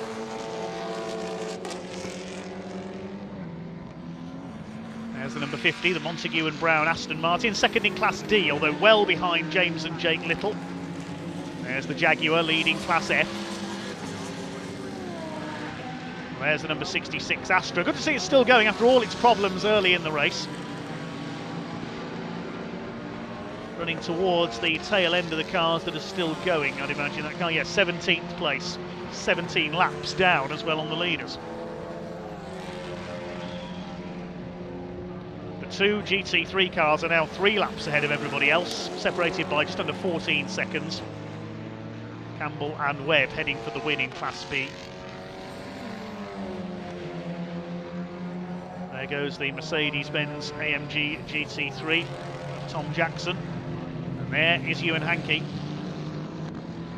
Lap lapping the Astra and one of the Cupras. It's number 60, the EDF Motorsport car.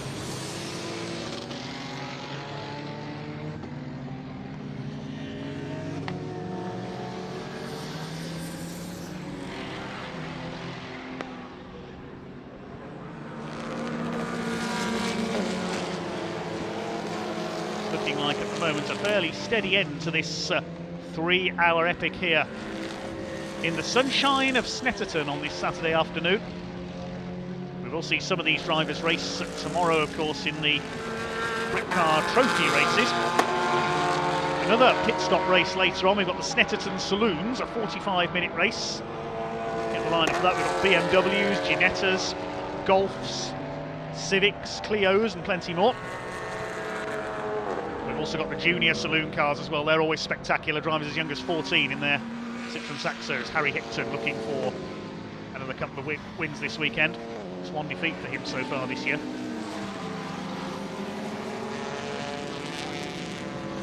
There goes the leader.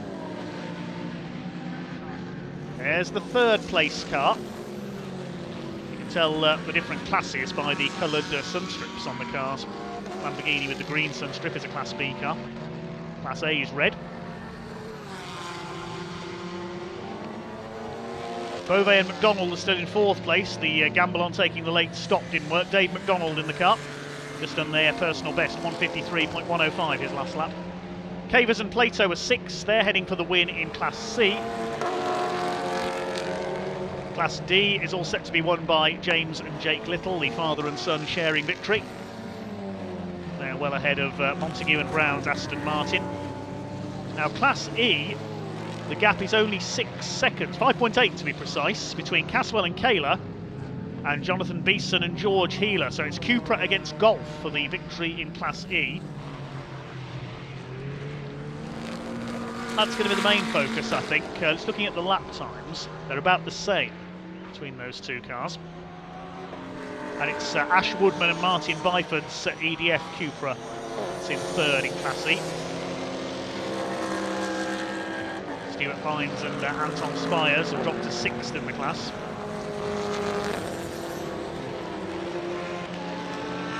A dominant display, not even that penalty earlier on for the refuelling infringement could slow Lucky Kira and Ewan Hankey down. Pulling away all the time, they're over 16 seconds clear of the Mercedes now. Of Tom Jackson.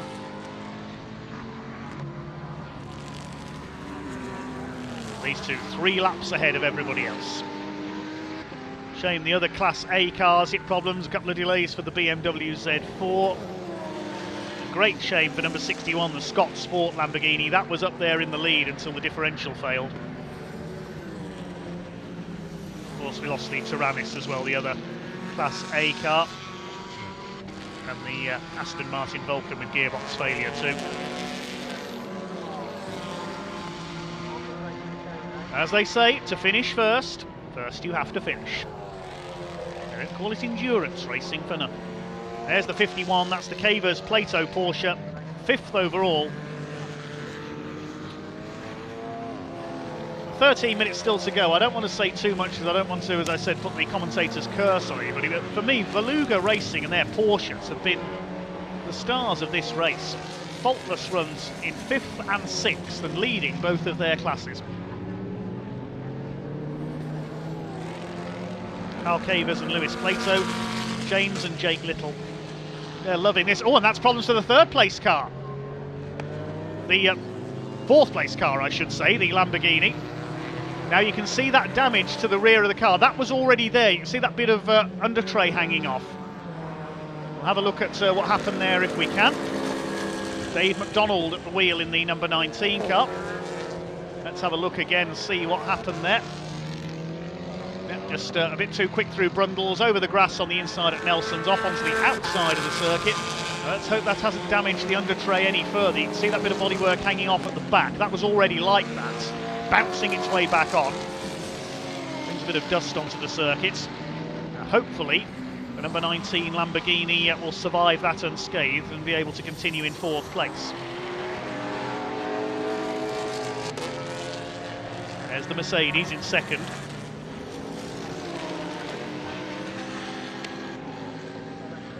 There is the Lamborghini. Is there any damage to the underneath of the car? Wait and see if it affects the handling on that number 19. A rare mistake from Dave McDonald. That car has run like clockwork almost all the way through this season.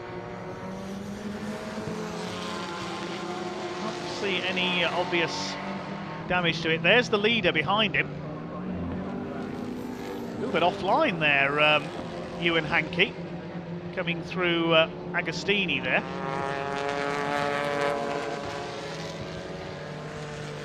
He's coming up on the number 19 to lap him. He's already 4 laps down on the leaders, the number 19 car. No problem for Ewan Hankey.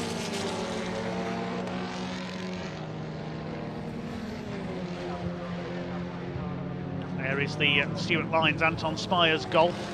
Quiet day for them today.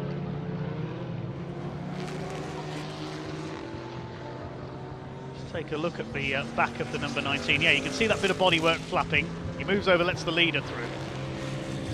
But I don't think there's any major damage. Doesn't seem to be slowing him down too much. Flash of flame from the exhaust as he goes through Coram.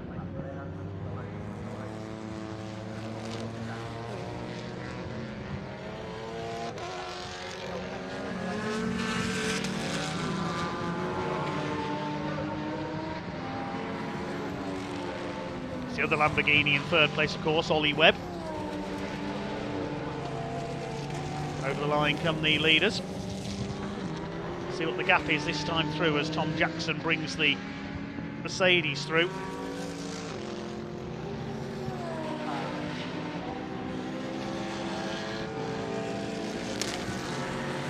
Down to 21.2 seconds.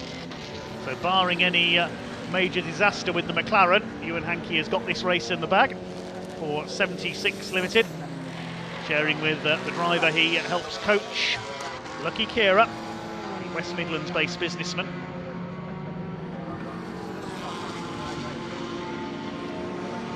I remember I commentated at Silverstone on Lucky Kira's first ever race in the Kumho BMW Championship. That was back in 2017 with his M3. He soon moved up into the world of GT racing. Raced with the Classic Sports Car Club in their BMW classes. Raced with 750 Motor Club in their Road Sports series with his BMWs. Moving up into the likes of Ferrari racing. Indicator going on the Thompson family's F-Type there as the 51 car of Cavers and Plato goes through.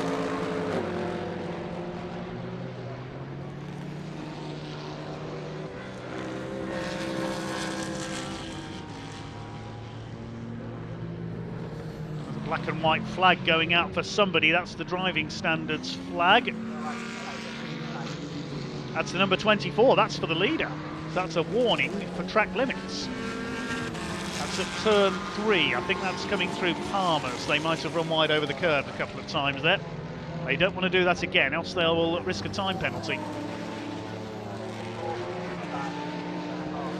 Third place car is the head of the second place car there.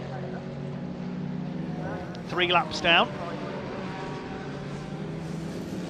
Over the line they come. Yes, still 21.7 seconds the gap. There's the third place pairing of Webb and Campbell. Ollie Webb taking that car to third place. He's got to survive the last 8 minutes of this race. Well, a few good battles in the midfield, particularly in Class E, which is still being led by Caswell and Kayla. Ahead of Beeson and Healer. They're 4 seconds apart, those two. The Cupra and the Golf. They're 7th and 8th overall. Woodman and Byford third in that class. We'll try and pick up the Class E leaders if we can. Class C completely dominated by Cavers and Plato in the Porsche. The only other car left running in Class C is Goddard and Hollings. Class D are dominated by the Littles. Ahead of Montague and Brown. They're down in 13th place. The Little Porsche is in 6th. But the closest battle is Class E, separated by just those 4 seconds. There is the Class C Porsche. The Luger heading for that Class double.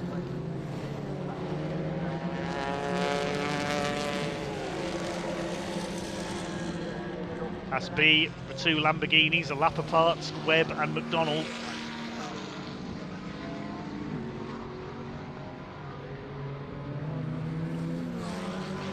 The only car left running in Class F is the Thompson Jaguar F-Type. We lost the Macaleas earlier on.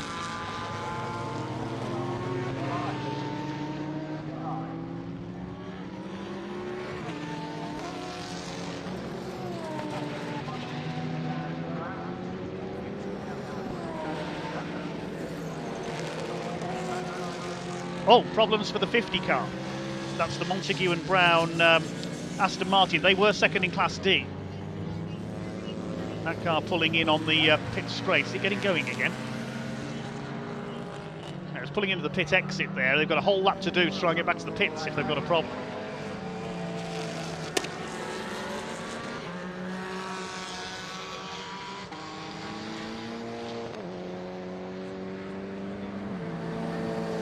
The gap has come down in Class E between Beeson and Healy, the black and white number 87 Golf. We just got a glimpse of it there, going up the Bentley straights. They're closing on Caswell and Kayla in the number 26 Cupra. So the battle for Class E honours is not fully resolved yet. We'll try and pick those up if we can.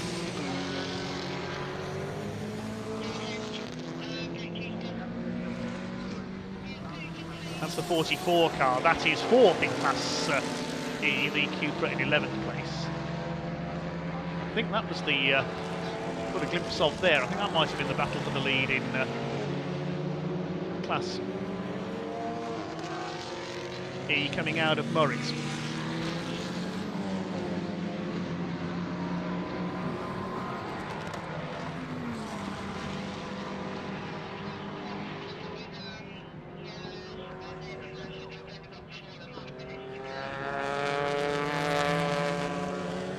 Lead gap continues to go up. 5 minutes of the race to go. There's the Aston. It hasn't made it back to the pits. The number 50 is out. So I think we've got, just looking down the timing here, I think we've got just the one Class D car left running now. Oh no, the McPherson Hislop Virginetta's still going, sorry.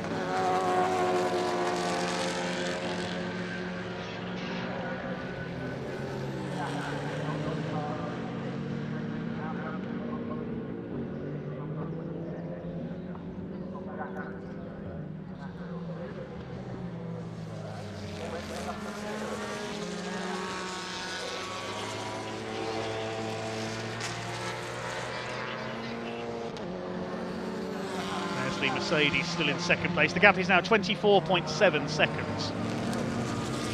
The gap for Class E has now settled 3.7 seconds between Caswell and Kayla, the number 26, Beeson and Healer, the number 87 Golf.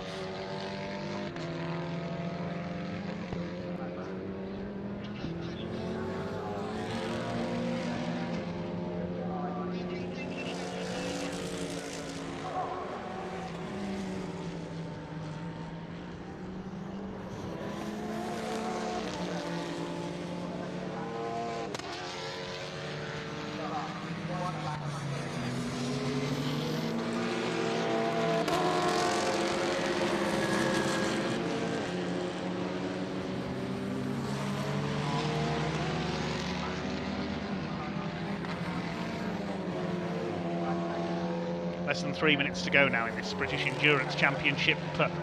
Round 3 here at Snetterton. There's the second place car in Class E going through, the 87 Golf we just saw there. It's 4 seconds back on Bradley Kayla and Will Caswell in the 26. There's the second and third place cars going through. 3 laps apart, only a short distance apart on the track. There's the leader. 23 seconds. Ewan Hankey leads by now.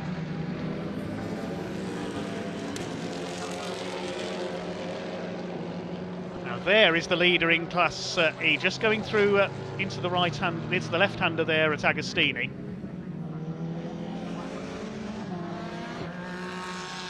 So we could see the gap there in Class E.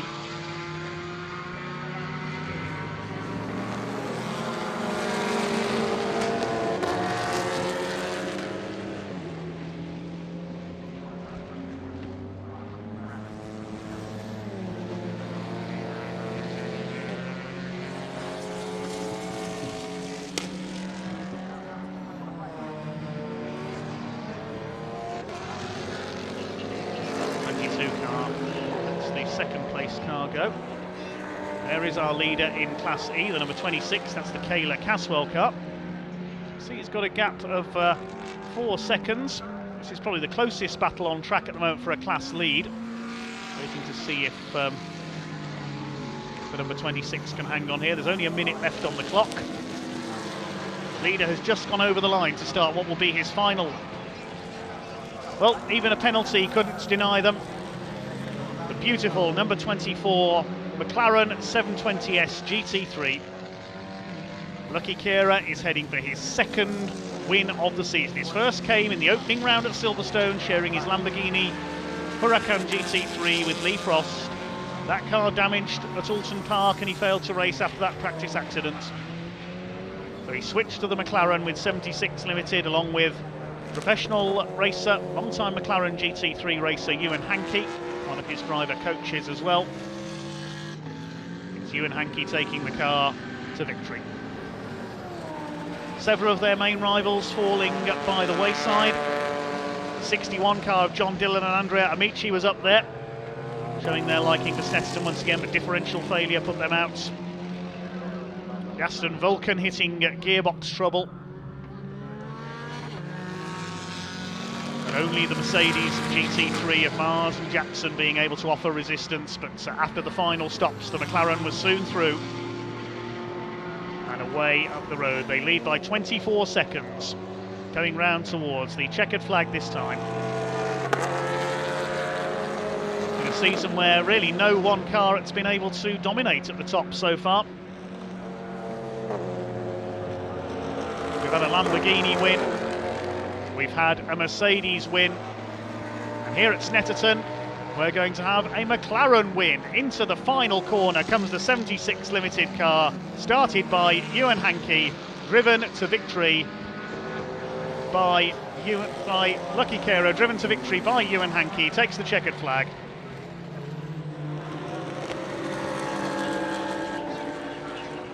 A dominant victory for the McLaren 720S GT3. We'll wait to confirm the result because there are time penalties for pit lane speeding and other offences to be applied. There's the battle in Class E up to the line. It's going to be a win in Class E for Caswell and Kayla, the number 26. Mercedes comes through in second place, the final gap 28.1 seconds. Wayne Mars and Tom Jackson take second place. And 3 laps down, Ian Campbell and Ollie Webb complete the podium. They win Class B in the Lamborghini Super Trofeo. It will be Claude Beauvais and Dave McDonald in fourth. Carl Cavers and Lewis Plato will complete the top 5, despite a penalty for speeding in the pit lane. Wait for the last couple of cars to come across the line, then we'll confirm the results for you.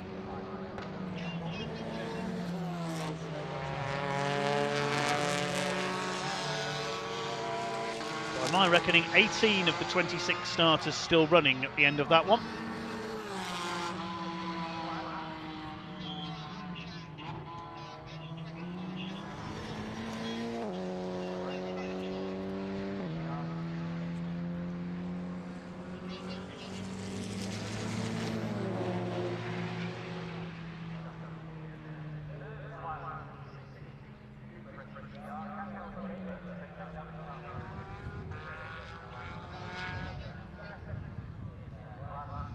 Well, we'll await the provisional results then of our British Endurance Championship round 3 here at Snetterton. 3 hours comes to an end.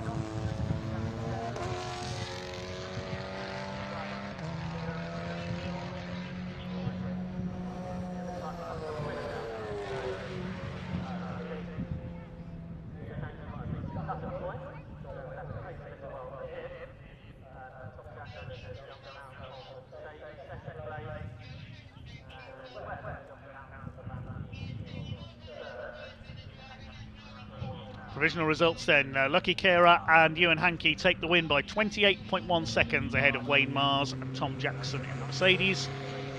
Those are the only 2 cars on the lead lap. 3 laps down in third place, the winners of Class B, Campbell and Webb in their Lamborghini Super Trofeo ahead of Claude Beauvais and Dave McDonald. And well done to the Class C winners, despite a penalty. Carl Cavers and Lewis Plato in 5th place, not in a Ferrari, in the Porsche, taking Class C. A great result for the Little family, James and Jake Little, 6th overall, and the winners of Class D. Class E is taken by Will Caswell and Brad Kaler in their Cupra TCR, ahead of Beeson and Healer in their Golf. Next home was the BMW Z4 for ING Sports, then Woodman and Byford in the EDF Motorsports Cupra. Alex Day and Will Foster next ahead of Avery and Hull. Then Stuart Lyons and Anton Spires in the Maximum Motorsport Golf. Mark Havers and Max Hart next and completing the top 15. Mike McPherson and Josh Hislop in the Team Hard Ginetta. The other cars that were left running at the end of that race, Reece Lloyd and Yannick Mettler in the number 66 Opel Astra TCR. The blue Ferrari of Goddard and Hollings and the Thompsons in their Jaguar F-Type, they win Class F as the only finisher in that class. Montague and Brown were a late retirement in their Aston Martin GT4. John Dillon and Andrea Amici were challenging for the lead when their Lamborghini's differential broke. Ben Sharrock and Johnny McGregor in the Tyrannus dropped out with engine trouble. Chris Kemp and Benny Simonson, problems all the way through that race with their Lamborghini, sadly. They eventually dropped out. The McAleers likewise in their Porsche. Stephen Tompkins and last-minute call-up Matt George, gearbox trouble with the Aston Vulcan, put them out. Luke Pound and Andy Tucker with engine trouble and a small fire in their Aston Martin Vantage, sadly. And the other retirement, Peter Erscheg and Marcus Clutton, gearbox failure in the Porsche. That concludes our 3-hour epic for the British Endurance Championship. Then shortly we'll hand down to the pits to hear from our winners in Parc Fermé.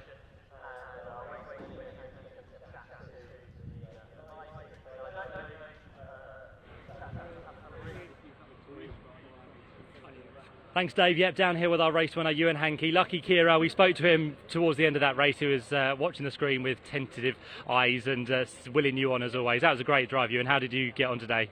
Yeah, it was good. Obviously, we had a little bit of a hiccup with a minute stop and go, but we got a bit of luck on our side and we got our heads down. Lucky did a great stint to catch up Jackson, the Mercedes, and then I just had to catch him up a little bit, get past.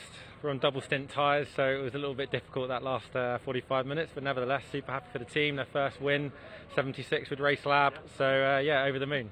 And a great job as well getting past Tom. That was a great fight on track. Yeah, he got held up a little bit of traffic, and I kind of just opened the corner up, got a bit of a run, used the slipstream, and yeah, managed to get past him. Will you be back for a few more?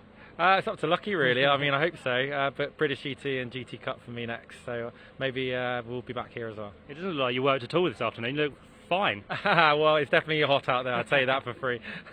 Good, well done, Ewan. We're going to go to the podium now, so let's go with Claire. Let's go with everyone and get the podium done. Hopefully we'll grab a bit of a word with Tom Jackson on the way, who finished there in what was second place, and also Ollie Webb, I think, is behind us somewhere as well. So we'll grab a word with them, but we always like to see the podium presentation. Some lovely trophies on offer, as always, with the British Endurance Championship. So they've done a fantastic job this weekend, and believe it or not, it will be the halfway stage from here on in. We've done 3 rounds. 3 rounds to go with Silverstone and 2 rounds at Donington Park. So we're going to look forward to them, a varied duration length as well. So yeah, if this got you hooked, then make sure you're with us towards the middle of June, because as we said, it's going to be on the full Silverstone Grand Prix circuit, which we absolutely love. We'll just squeeze through the gap, which I'm sure we can. Get our cameraman John through as well, which we do, and we'll get the drivers up onto the podium in just a short while. If we can grab Tom quickly. Tom, if you can just have a quick word. Well done. That was hard work, I'm sure. Great fight on track, but coming home in second, still a solid result. Yeah, like you said, solid result. Some good points for the championship, and obviously 3 more rounds. We won the last one, so hopefully we can bounce back and win the next one. But second place on a day when we were just trying to get on the podium, it's not too bad. All the boys RBR, and we had a nice little.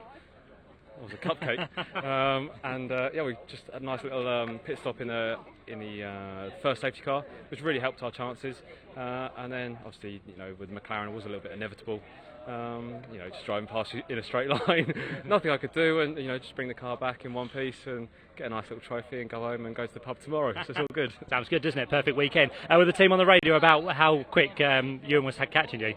Yeah, it's actually my old man that's on the radio, and he's a bit of a pain sometimes. I had to tell him to stop talking and go around the corners. But no, they were on the radio and just Yeah, he was fine. He was just keeping me updated and saying they're catching you. And I think I had similar pace to Lucky, but obviously when Ewan got in the car, it was just a matter of time, wasn't it? So it is what it is. But it's a nice sunny day, and I'm going to take a trophy home, so and a cupcake.